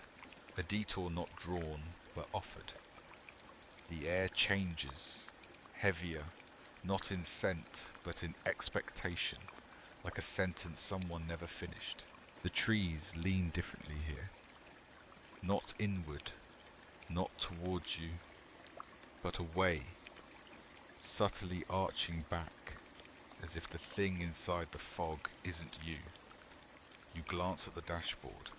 The map flickers. For just a moment. Then vanishes completely. Replaced by a single blinking dot. No lines. No roads. Just a pulse. The dot moves. Slow and steady. Dragging a thread of red light behind it, like a blood vessel winding through static. The radio turns on. A voice, soft and unsure, whispers. You missed it again. Then quieter. But it'll come back around. You don't know who it's talking to, but you nod anyway. In your peripheral vision, something glints. You look to the passenger seat. A folded map, frayed and yellowed, has replaced the suitcase. You didn't see it appear. You didn't hear it fall. It unfolds itself when you touch it. No labels, just curves. Winding roads drawn in ink that fades the longer you stare. Near the centre, a town. No name, just a small X. And next to it, written in faint pencil, don't trust the turn that offers you comfort. You stare longer, The X pulses, not literally, emotionally, like it knows you. You close the map, not because you understand it, but because it understands you. The car veers slightly left. The road does not curve, but it feels like it does. And suddenly, to your right, a street sign. Crisp, new, untouched by fog. It reads, "Back then, Blavdadi." You blink, gone. A hallucination? No, an option. The rear view mirror begins to hum, not with reflection, but with sound. A low whine, rising in pitch, like brakes applied to a memory you no longer own. You glance up. Your reflection mouths something. Not words, not names, just suggestion. A sigh, a turn of the head, a shrug only ghosts know how to make. You missed the turn. You always do. But it doesn't punish you. The road, for all its looping, does not resent. It waits. The glove box opens. A key sits inside, rusting, heavy, unmarked, and you know without question it unlocks the door in the hallway, the one from the motel, the one you never dared to open. You pocket it, not because you're ready, but because one day you might be. The voice returns. There are places you've never been that still remember you. The road hums in agreement. The trees begin to shift again. A curve ahead may be real, maybe not. You don't turn the wheel, you just follow the suggestion. And the sky above softens, just enough to make you wonder if it's still listening. You hadn't noticed before, not really, how the car breathes. Not just the rhythmic hum of a well-oiled engine, but something deeper, more primal. A cycle of inhale and exhale through metal lungs and memory-filtered air. With every mile, the purr beneath your feet sinks closer to your own rhythm, until you begin to wonder who is mirroring whom. The engine isn't propelling you, it's accompanying you, keeping pace with something behind your heartbeat. The air smells like warm vinyl, the kind that curled in summer heat and left faint checkerboard imprints on your thighs as a child. And something else. The whisper of gasoline, the ghost of motion, that scent of not being where you were, not quite being where you're going. Your hands relax on the wheel. You've stopped steering, but the car doesn't seem to mind. Ahead, the road undulates like breath caught in dream state. Subtle, lulling curves, gentle dips. No signs, no exits, just continuity. A presence settles over the cabin, not invasive, not spectral, just familiar. As if the car knows something you haven't yet remembered. The radio clicks, not static, not voice, heartbeat, slow, wet, too organic to be mechanical, too steady to be human. Then a voice stitched into the beat. Do you remember why you started? No context, no accusation, just the question. The glove box opens on its own. Again, inside, a child's shoe. One you don't remember owning, but it's the right size. The right scuff on the toe. Laces tied in a clumsy loop. Left over right, but never quite under. You pick it up and the car exhales. The vents puffing warm air scented with sleep and distant detergent. Your memory offers something blurry, a roadside nap, a lost toy, a voice whispering your name from the front seat, promising everything would be fine if you could just stop crying. You glance to the rear-view mirror. You're alone. And not. The passenger seat is empty again, but the weight of the suitcase has returned. You don't need to check it. You already know what's inside. Still locked, still breathing, still remembering for you. The engine hums louder now. A contented purr, as if it knows you've stopped resisting. The headlights stretch forward, not like beams, but like feelers, touching the fog, testing its shape, asking permission before each inch of travel. You whisper a question, barely audible. Where are we going? The car replies by not stopping. The radio flickers. A voice, faint, as if underwater. You were never going anywhere. You were always arriving. The glove box slams shut, not angrily, but with resolution.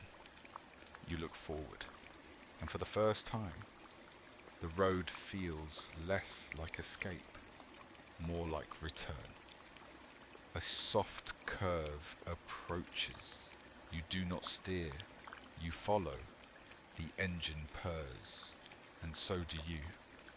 It happens without a bump, without a shift, without a warning. The light outside disappears, not like night falling, more like the ceiling lowering. You blink, once, slow, and the world no longer stretches outward. It curves down. You're underground. You didn't descend. The road simply accepted the fold, the inversion, the spiral. The fog compresses around you like thick cloth, soaked in echo, muffling everything. The trees are gone, the sky too. The walls here are stone and silence, sweating concrete, damp with age, carved not by hand but by intent. Your headlights flicker. The engine purrs quieter now, almost reverent. And then the flashlight. It flares. You don't remember retrieving it. It simply exists in your hand again, awake, aware. Its beam alive with more than illumination. It burns brighter than before, but only for a moment, like a gasp pulled from dream. Then it turns inward again. The light bends into your chest, searching, uninvited but welcome, like a memory knocking on bone. And beneath the surface, you feel the boxes again, the same three, but the locked one pulses, louder this time. The light focuses there, pressing, asking, not to open but to understand. You feel heat there now, not pain, just the pressure of something old trying to rise from where you buried it. The radio is silent, the glove box does not stir. The road is narrow now, more corridor than highway, and the walls close in, not physically, but emotionally, like guilt, like breath caught just before confession. You direct the flashlight outward, and the tunnel responds. Etchings appear along the walls. Not language, not art. Reminders. You recognize one. A crayon drawing of a motel hallway with no doors, just mirrors. Another, a smudge, shaped like a handprint, pressed in ash. One more, your name carved into concrete and then scratched over. The flashlight sputters. You shake it. It flares again. One bright burst. And in that moment of clarity, you see a figure at the end of the tunnel, still facing away. Tall, but not impossibly so. Familiar, but not friendly.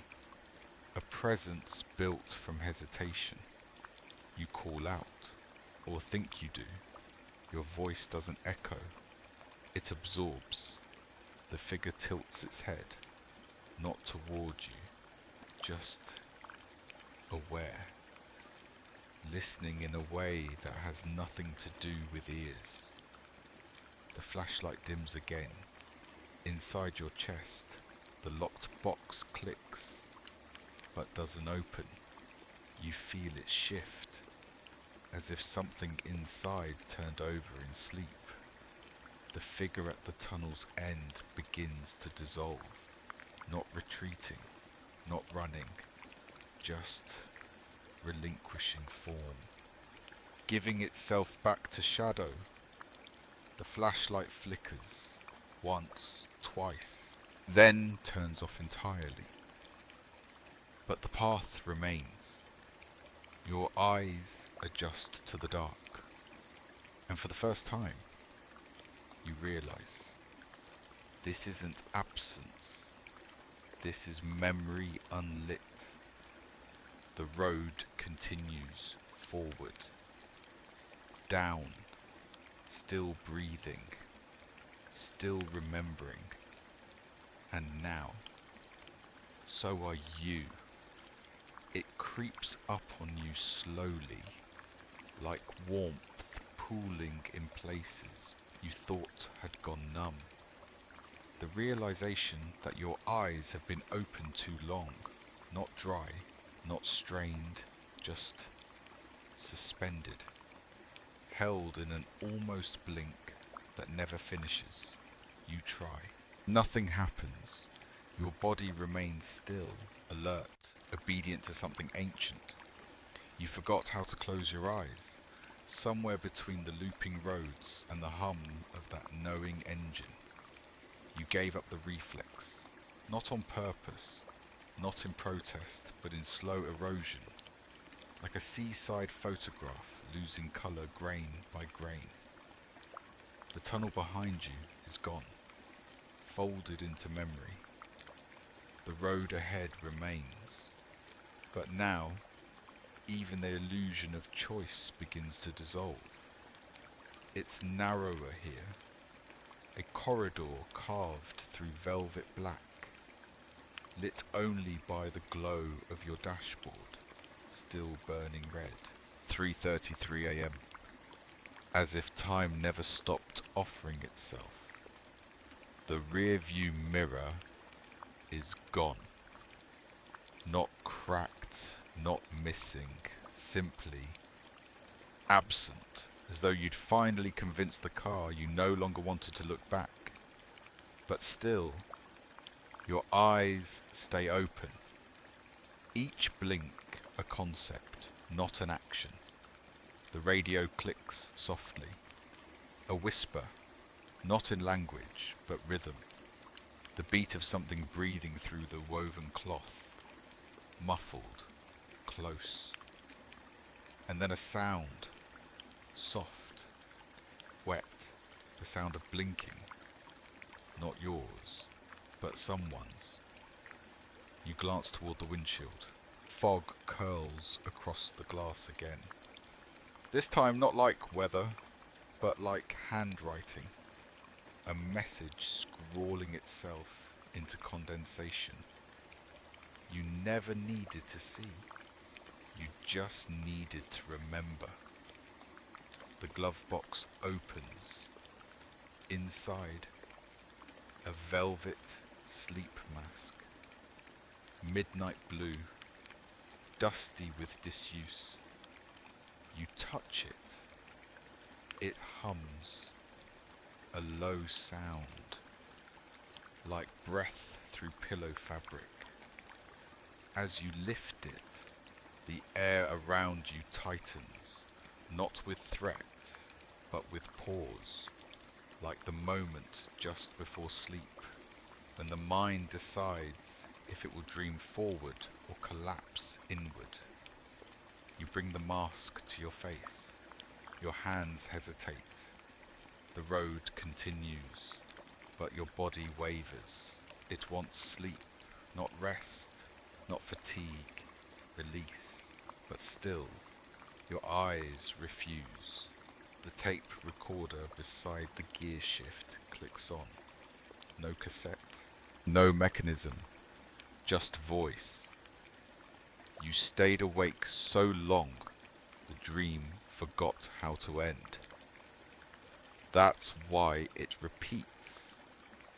That's why you can't blink. Your heart slows. The engine murmurs. The road hums. Outside, silhouettes watch. Indistinct, distant, shaped like people only memory would recognize. They do not move. They do not wave. They simply exist. Like punctuation at the edge of meaning, you lower the mask, but you do not wear it. Not yet, not quite. You keep your eyes open, not because you must, but because you're waiting to see something. Anything. That will finally tell you it's okay to sleep.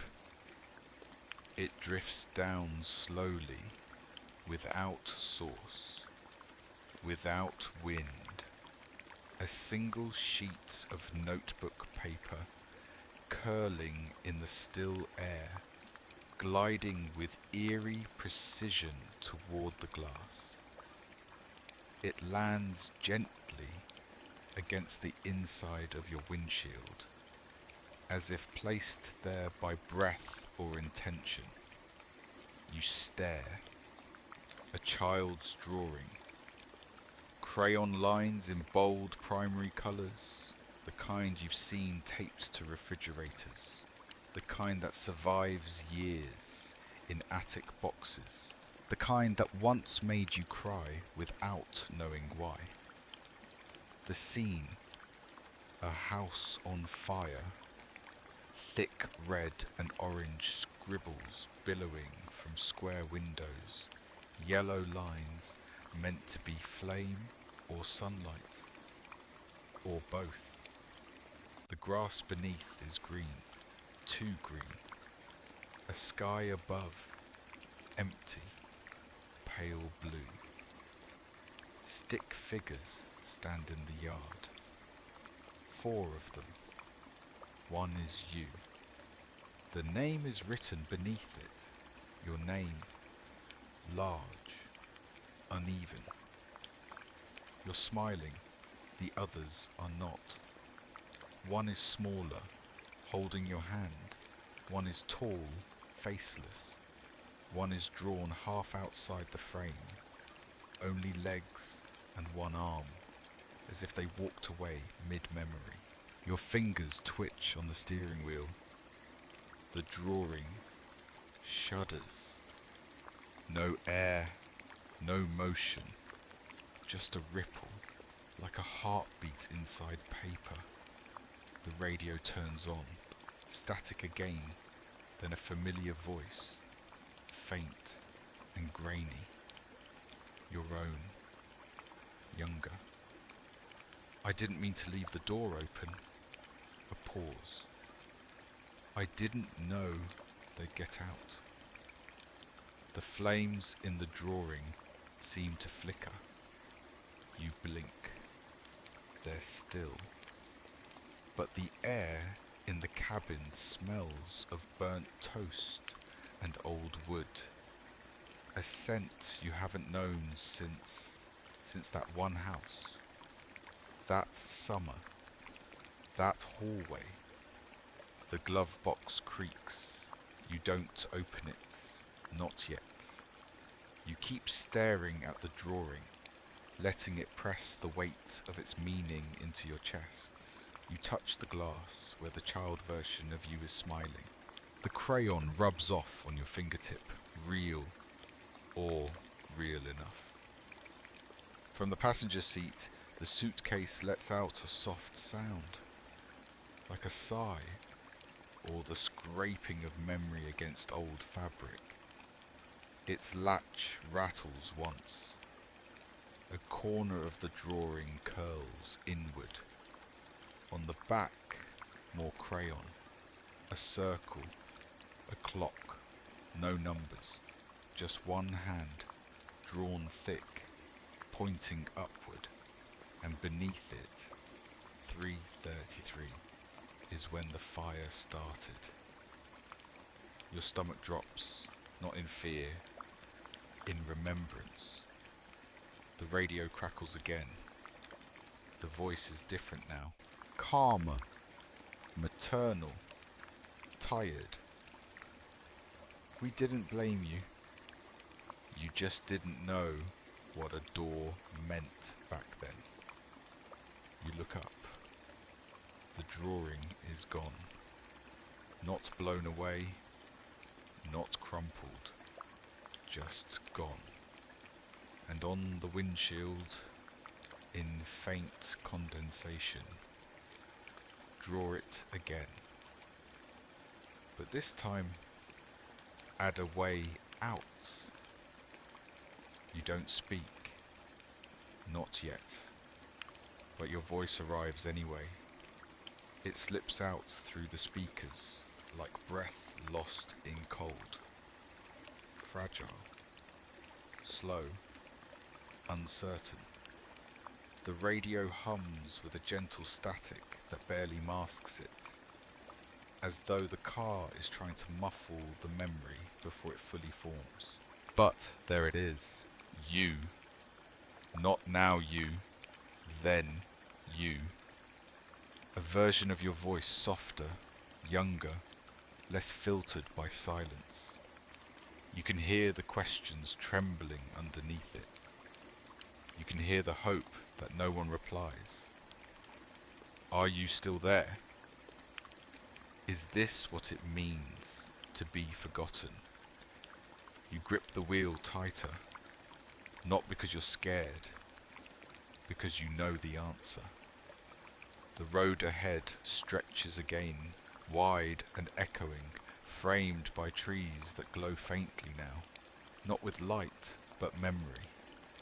Their trunks shimmer with half-remembered moments, a birthday cake, a broken shoelace, the thud of a slammed door. The windshield begins to fog again, only on the inside. You wipe it with your sleeve, and your voice, the voice from the radio, whispers, "I'll try again tomorrow."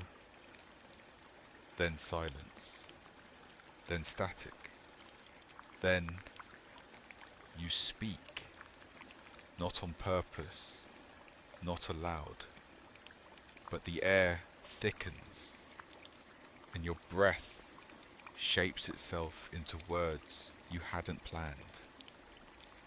I didn't mean to forget. The moment you say it, the voice echoes back, slightly delayed, like an old voicemail played from a deep place inside the fog.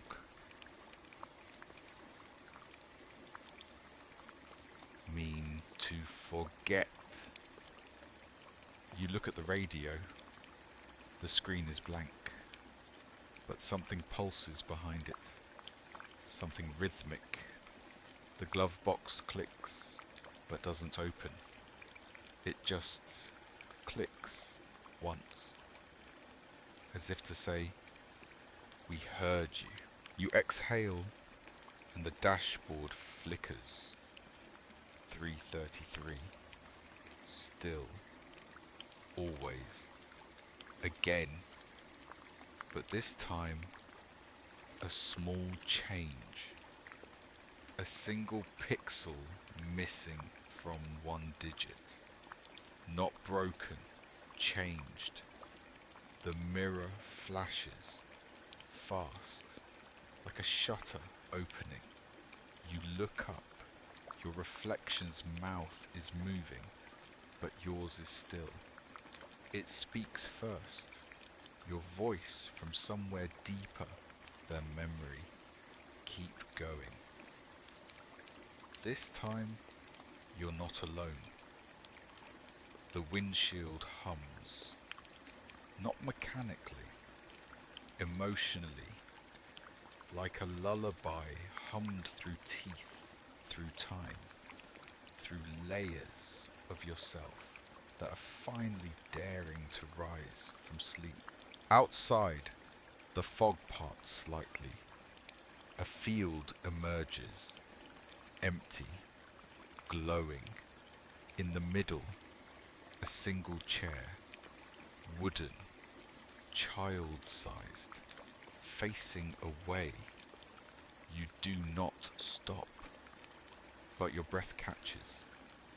The chair doesn't move, but it's listening. The radio hisses one final time, and the voice, your voice, speaks through every speaker at once. It's okay. I remember now. And for the first time, the static begins to fade. The silence doesn't feel empty. It feels expectant, like the still air inside a cathedral, long after the organ has stopped, like the hush of snow just before it begins to fall. You sit behind the wheel and realize that something has changed. The transmission has gone quiet, not broken, not absent, just listening. You open your mouth to speak, but stop, because you understand now. There is no more message coming through, no voice crackling through the fog, no whisper from the radio, no sigh from behind the mirror. Nothing replies, and somehow that's the reply. The signal has changed hands. It's no longer being sent to you. It's coming from you. You are the static now. You, the voice humming between frequencies, carried along the wires, strung through trees, soaked into the road like rain. The dashboard glows faintly. The digits, 3:33 a.m., blink once, then hold. You glance at the rear view mirror. No reflection, only haze, only distance, only the soft shimmer of something that once resembled memory, now folding back into the dark. The glove box stays shut. The cassette tape beside you unspools slowly, dragging soundless film into the air, like thought leaving the body. The radio hums, not with speech, not with music, just presence. It waits, because you're broadcasting now. Your breath is the channel. Your heartbeat is the tone. Every mile, every silence, every dream you couldn't finish. They're out there now. Traveling Received, understood. The tower in the distance doesn't blink anymore. It pulses, like it recognizes you, like it's been waiting for you to say something that only you could say, and maybe you already have. The clicks are soft at first, like distant typewriter keys echoing in a padded room. You don't react right away. The sound is too quiet, too patient. But then the second latch opens. Then the third, metal meeting air with the slow certainty of ritual. The suitcase in the passenger seat. It's unfolding, not springing open, not spilling contents, just breathing wider. The lid rises slowly, guided not by hinges, but by memory loosening its grip. You glance over. The light from the dashboard spills across its interior.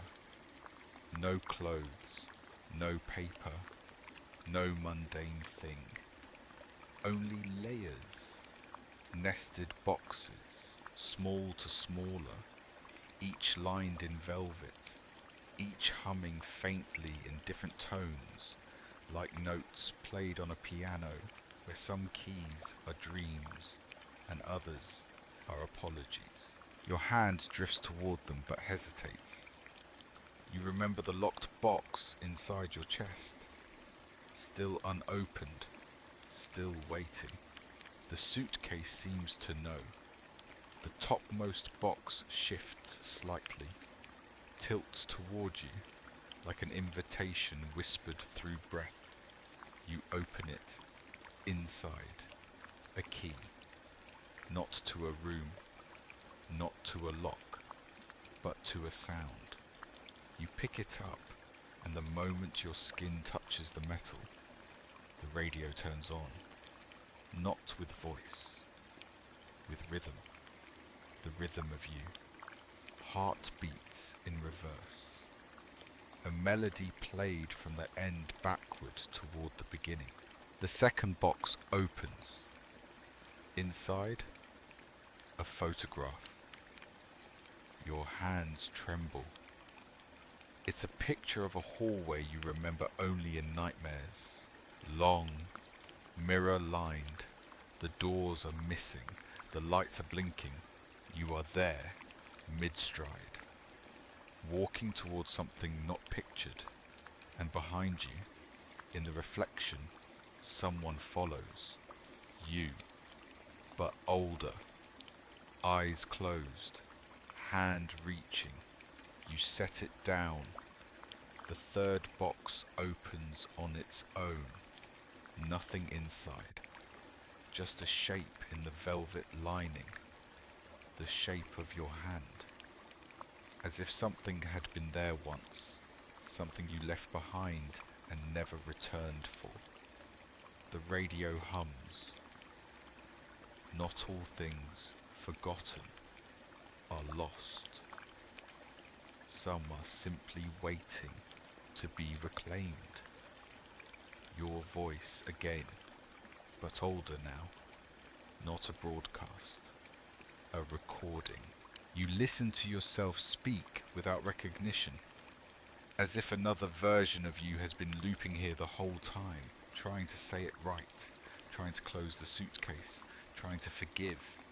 The final latch clicks. The suitcase lid falls fully open. Inside, nothing. And yet, the absence hums louder than any item. The absence knows your name. You close the suitcase. One latch at a time. Click, click, click. Each one quieter than the last. The weight remains. But it's different now. Not a burden, a presence. A story returned to its spine. Outside, the trees shift. Not to lean, to listen. The road narrows again. You don't slow. The glove box doesn't open. The mirror stays dark. The radio fades. Only your hands on the wheel remain, and the steady rhythm beneath your feet, carrying you forward with everything you brought and everything you've gathered. The ticking stops. You don't notice it at first. Your ears too full of memory, the engine too steady beneath your hands. But once the silence sets in, it blooms. A pressure where rhythm used to be. A pulse without percussion. You glance at the dashboard. 3:33 a.m. Still there, still glowing. But the analog clock just above the vents, it hums. Not broken, not dead, just empty. The hands are gone. No minute, no hour, just the face, bare and breathing. A hollow circle where time used to live. And in its center, something subtle. A slow vibration, like a breath held too long inside glass. You touch the glass. Warm, not electronic, organic.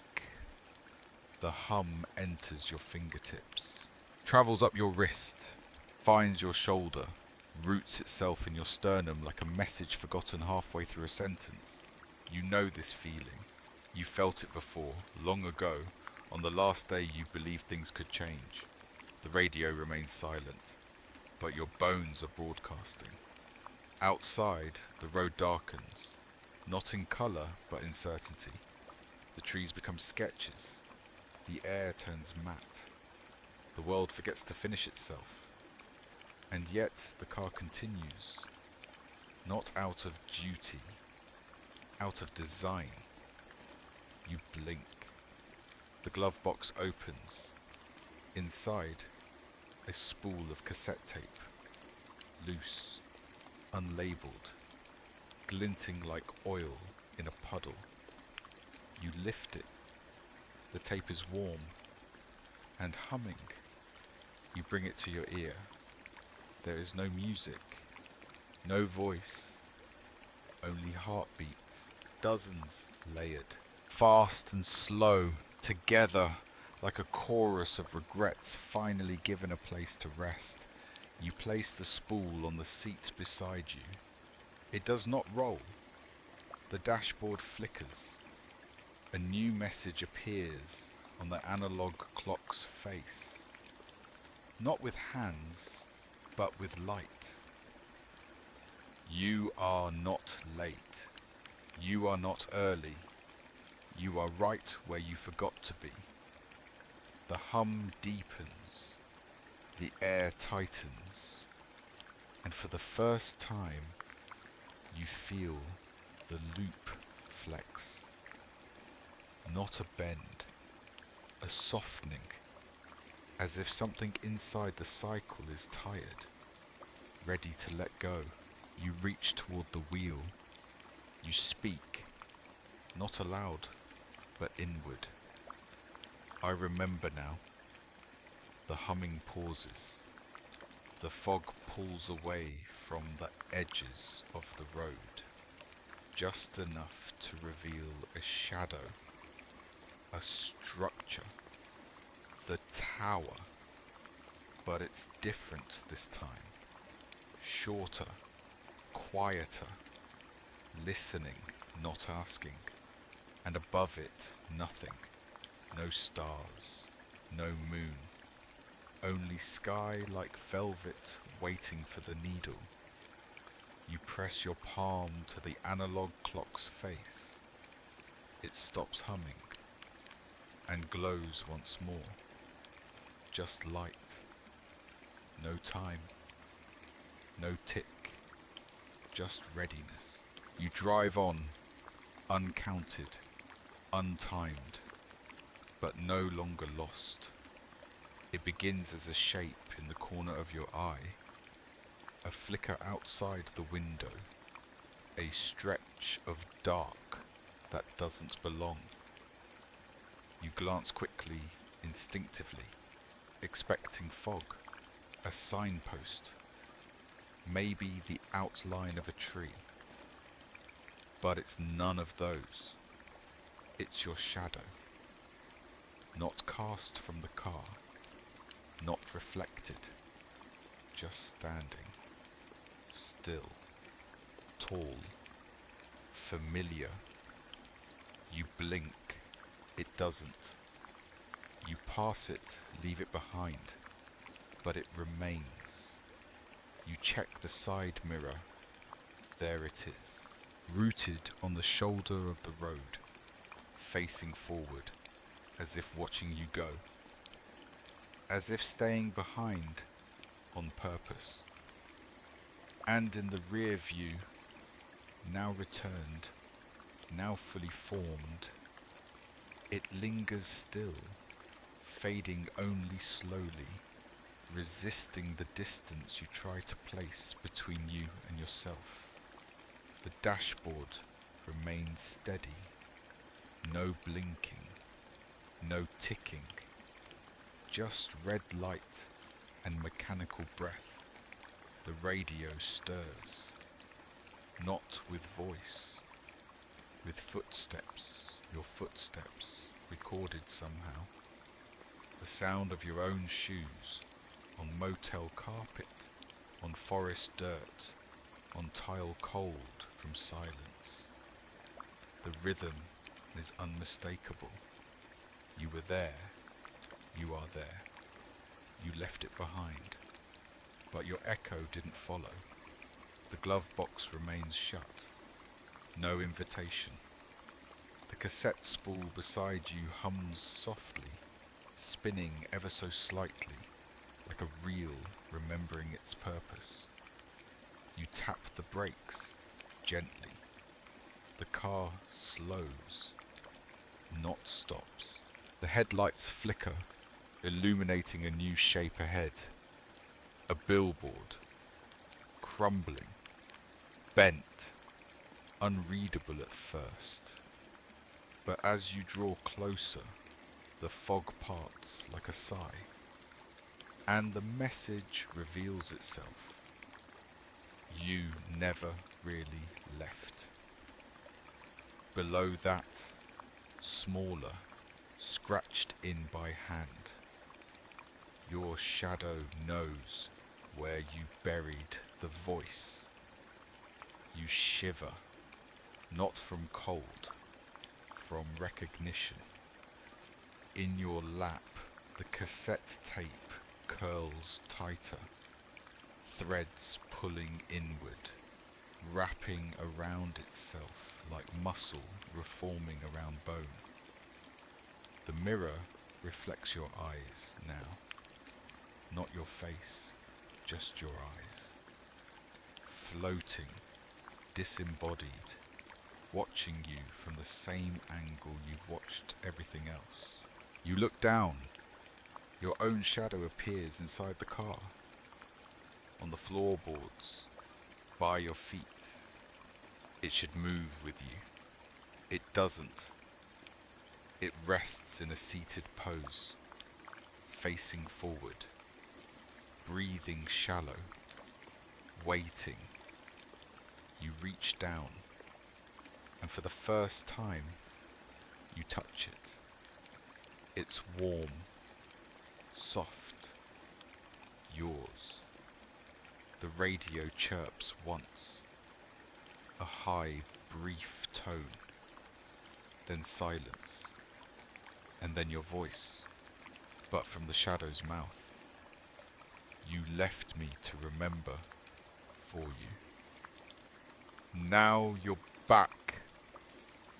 The steering wheel vibrates gently. The engine hums lower. Content. The mirror flashes again. You're gone. Only the road. Only the fog. Only the long stretch of silence unfolding like a map no one asked for. And far behind you, your shadow stands, facing forward, still, and smiling. You didn't put it there, but it's on the passenger seat again. The photograph, slightly curled at the corners, the edges soft from handling you don't remember. You glance at the dashboard, 3:33 a.m., and the red glow pulses just once, subtly, as if acknowledging the moment. The photograph waits. You pick it up, slowly, delicately, like it might tear from thought alone. It's the same image. At first, the same road, the same car, your face behind the windshield, expression caught between arrival and apology. But then, the colours begin to shift. First red, seeping from the taillights in the background, blooming into the centre like ink dropped in milk. It spreads across your coat, your face, your hair, until everything is tinted like memory caught in fire. Then green, subtle at first, threading along the edges, pooling in the trees behind you, turning their bark soft, moss-like, dream wet. And then blue, slowest of all. The blue doesn't flood, it clings. Sticks to the glass in the image, to the shadows, to the lines in your face.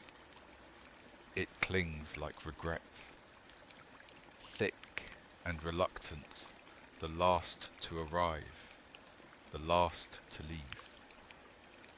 You blink, the photo continues bleeding, but now the boundaries between colour and form are dissolving. Your shape begins to melt, not grotesquely, like memory softened by repetition. You watch as your shoulders bend, as the lines of your jaw lose definition, as your eyes, they stay, sharp, untouched, watching. The radio whispers, this was never a snapshot. It was a forecast. The cassette spool in the console begins to unravel again.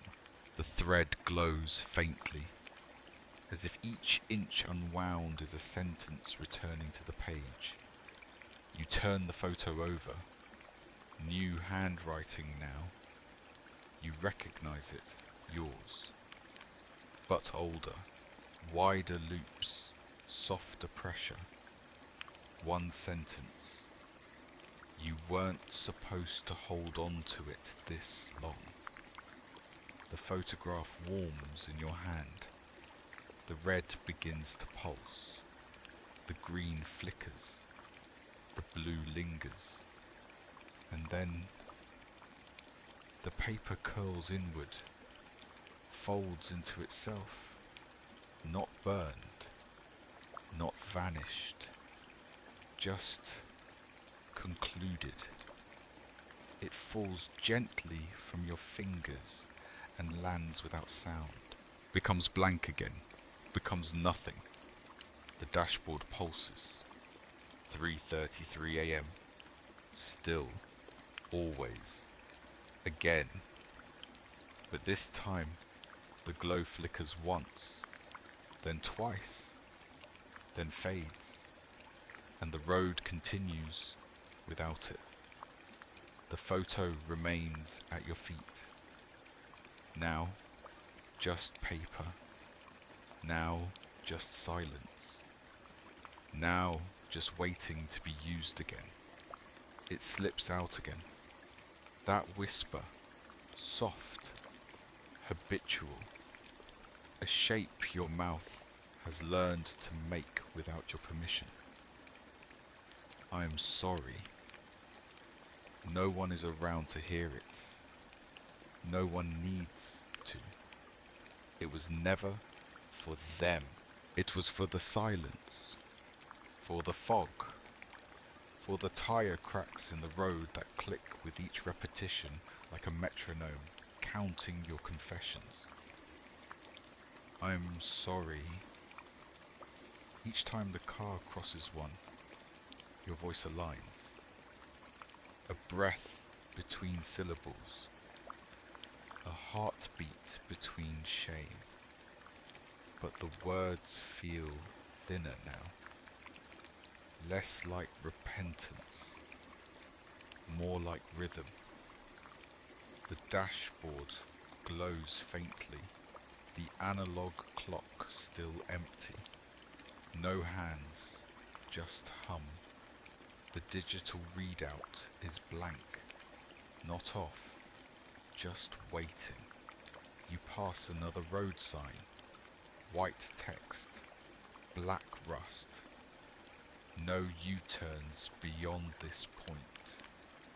As if you ever turned around, as if you could. The glove box opens. You don't flinch. Inside, a recorder. Old, familiar, waiting, already playing. No button pressed, no cassette inserted, just your voice. I said I wouldn't forget, but I did. And I said I wouldn't leave them behind. A pause. But maybe they left me. You look out the side window. The trees look like people again. Still, watching or remembering. The suitcase rattles beside you. Not violently, but like a stomach turning in thought. You do not open it. You don't need to. You know what's inside now. All the apologies stacked like folded notes, unspoken and unreceived. The car drifts slightly left, gently nudging the center line. Not correction, just guidance. The mirror blinks. Your face stares back, mouth still moving. No sound, but the words form anyway. I'm sorry. And behind you, the shadow of your car flickers. No longer just shape, but detail. The rear window shows someone sitting there, facing forward, eyes closed, waiting. You glance again, gone, but not denied, just resting. The radio hums, no voice, just breath. You lean back, let it wash over you. The apology is still forming in your chest, but now it's changing shape, becoming a question, becoming a name you haven't spoken in years, becoming a line from a lullaby you once promised never to forget. You open your mouth again and say nothing, and that feels more honest than any apology you've ever offered. The road continues, and so do you. And that too is a kind of forgiveness. It waits just beyond the curve, half submerged in fog. That familiar outside you've passed more times than you can count, even when you didn't see it. The motel, not new, not old, just inevitable. The sign above it buzzes with weak neon, a dull red glow that stains the mist like a wound never closed. Vacancy, then a flicker. The V dies first, swallowing the word in darkness. Then a pulse. The letters rearrange. Not mechanically, not digitally, like memory flowing backward into coherence. You squint, and there it is. Your name, spelled correctly, not shouted, not screamed, just acknowledged. You slow the car, though your foot never touches the brake. The air thickens, not with fog, but with anticipation, the kind that gathers just before a truth you thought would never find its way home. The parking lot is empty and full. Every space holds the memory of you. Each stall feels like a version you left behind, still idling, headlights dimmed, engines murmuring lullabies. You pull in.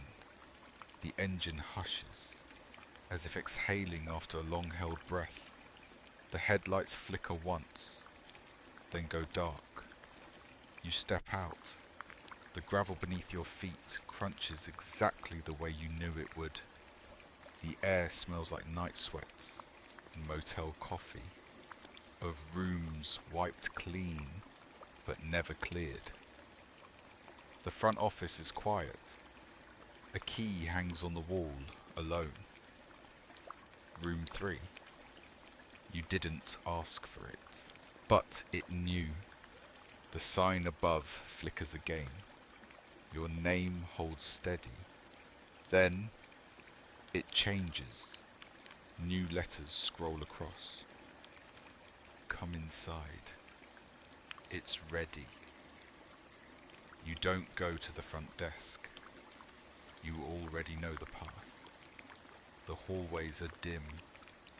The wallpaper curls at the corners, like it's trying to whisper secrets before it peels away entirely. Room 3 is open, not wide, just enough. Inside, the hum of a television on a dead channel. The suitcase waits on the bed. The photo lies beside it. Your voice plays through the radio in the corner, slow and certain. I found my way back. I don't know if I ever left, but I'm here now. You close the door behind you. It makes no sound, just pressure. The mirror above the dresser is fogged. You don't wipe it. You already know what you'll see. Instead, you lie down. The bed accepts you like an unfinished sentence. The radio continues to murmur. The light outside dims. The sign flickers once more. The letters swirl, then fade, leaving only occupied. It cradles the room. Not the furniture, not the air, the moment, the static. No longer jagged, no longer the scraping teeth of broken signal, just warmth, a hum layered like wool, like the breath of a mother who never left. A lullaby made of absence, gently stitched into presence. The motel room doesn't breathe, but it listens. The walls are the same beige, peeling at the corners. The ceiling bears a fan with one blade slower than the others. The television, still snowing, still tuned to the frequency of forgetting. You sit on the edge of the bed. The suitcase is still there, unopened but not closed. You don't reach for it. You don't have to. It hums in harmony with the static. The tape recorder on the nightstand clicks on. No reel inside, just rhythm. Just the echo of your footsteps, layered with the memory of someone whispering a name you almost remember as yours. You lie back. The mattress accepts you. sagging in the middle, held by thousands of other backs who also came here searching for something they didn't think they deserved. The radio by the bed glows faintly. No dial, just light. And from it, static, soft, rhythmic, hypnotic. You listen, and slowly you hear it begin to shape into syllables. Not words, just intention. A tune hums through it. Not sung, just implied. You hum back. You don't know the melody, but your breath matches anyway. The mirror remains fogged. Your reflection is elsewhere now, busy, mending something in a loop you just stepped out of. The floor creaks once. You don't turn your head. If someone is there, they are not here to interrupt, only to finish what was left unfinished. You close your eyes. Almost, but not quite, because that act means letting go. And you're almost ready. Not yet, but soon. The tape recorder rewinds itself. No button pressed, just a gentle whir of time folding inward. You reach for the light. Your fingers graze the switch, and then a breath, not yours, from the radio. It sighs, then whispers, "We never stopped listening. You were always the signal. You were always the voice." The static rises, not louder, just closer, blanketing your thoughts like dusk settling in a child's room. The suitcase latch clicks. You don't open it. You simply rest beside it and wait for the final verse of the lullaby. The one you forgot to sing. It's not a sound, not really. More like the hush after a page has been turned before the next word begins. A kind of hush that carries weight. Not because it's loud, but because it knows what came before. The loop closes, quietly, behind you. You don't hear it, you feel it. Like a door sighing shut 2 rooms away. Like footsteps ending at the threshold of sleep. The room remains still, not frozen, just resolved. The suitcase no longer hums. The static in the radio purrs low. Not calling, not reaching, just being. It swells and contracts like breath, a living silence. Outside, the neon sign finally stops flickering. The motel sleeps. The fog remains, but it no longer presses in. It settles, a comforter drawn across the world. You lie beneath it, eyes not quite closed, heart not quite finished. The mirror above the dresser clears slightly, not fully, just enough to show you're no longer in it. The reflection is the room, just the room, without you, without anyone, as if the space has remembered how to be alone.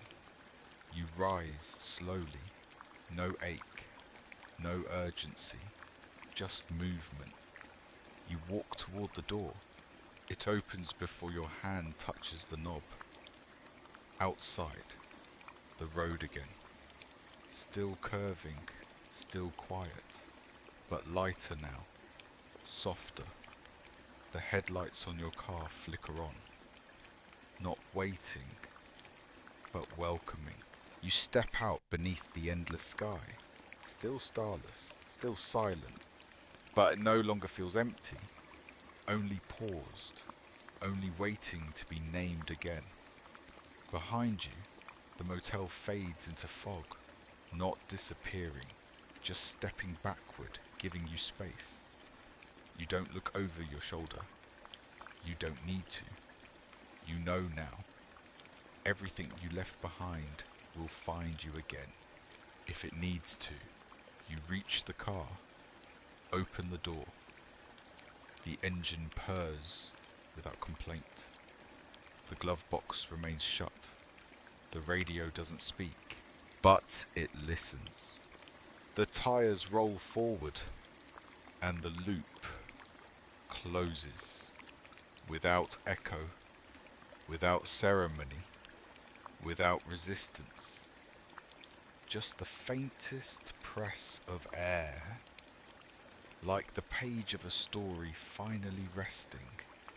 You don't feel it at first, the shift, the soft unthreading, like a dream loosening from your ribs one breath at a time.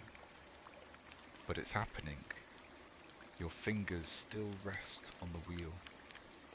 The engine still hums. The road still curves forward. Fog winding its way through every future you never named. And yet, something opens. Not outside. Inside. Your dream. The one that has clung to you through every mile, every loop, every whispered apology begins to move.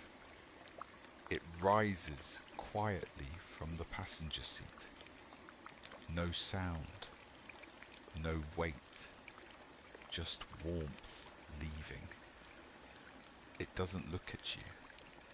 It doesn't need to. It steps out. You remain. The door doesn't close. It just waits, like it always has. You can still feel the engine's breath beneath your palm, still hear the faint static from the radio, now curled into the shape of silence. You look into the rear-view mirror, no reflection, only fog, only light. Only a softness where your name used to be. Your dream stands at the edge of the road now, backlit by the faint glow of stars that hadn't existed until now. They tremble in the distance, fragile, waiting, like lights in the windows of a home you haven't reached yet. The suitcase is gone. The glove box is closed. The photograph has folded itself into memory. The radio says nothing. But if it did, it might say, you're allowed to rest now. You watch your dream walk forward. Not far. Just enough. Just beyond. And you feel yourself loosening too. Not fading. Not vanishing, just becoming still. The road continues, but now it curves inward, not a loop, a spiral, a soft downward drift, slower, softer, each breath a little heavier, each thought a little lighter. You blink, once, last time, and your eyes do not open again, not because you've gone, but because you've arrived. And all that remains is this. You drift, no longer held by story or shape or voice. Only sleep remains, and silence, waiting. The road unspools behind closed eyes, no longer needing form, no longer needing reason. Its curves dissolve into memory. Its fog thins to mist. All the voices fade into a single breath, drawn in and let go without a name. No more static, only hush, only rhythm. You do not ask where the suitcase went. You do not open the glove box. The mirror stays blank, and that is kindness. There is nothing left to replay. Every echo has been heard. Every whisper met with quiet. Even the tower has gone still. Even the signal has gone soft. Your thoughts fold into themselves, like pages turned too often, their edges smoothed by time and dream. The red glow of 333 is gone now, replaced by a timeless dark that doesn't press, it cradles. Gentle, waiting for nothing, demanding less. You no longer wonder what was in the locked box. You no longer wonder who followed you through the fog. You no longer listen for footsteps behind the words, because the voice you waited for was always yours, because the end you searched for was never out there. It was always here. Soft breath, warm dark, stillness like velvet, sleep like water. You feel it wrap around you, not pulling, not plunging, just closing gently, like dusk over a field of forgotten names. There is nothing left to hold, so you let go. And the dream, the road, the signal, lets go too. End of script. Sweet dreams.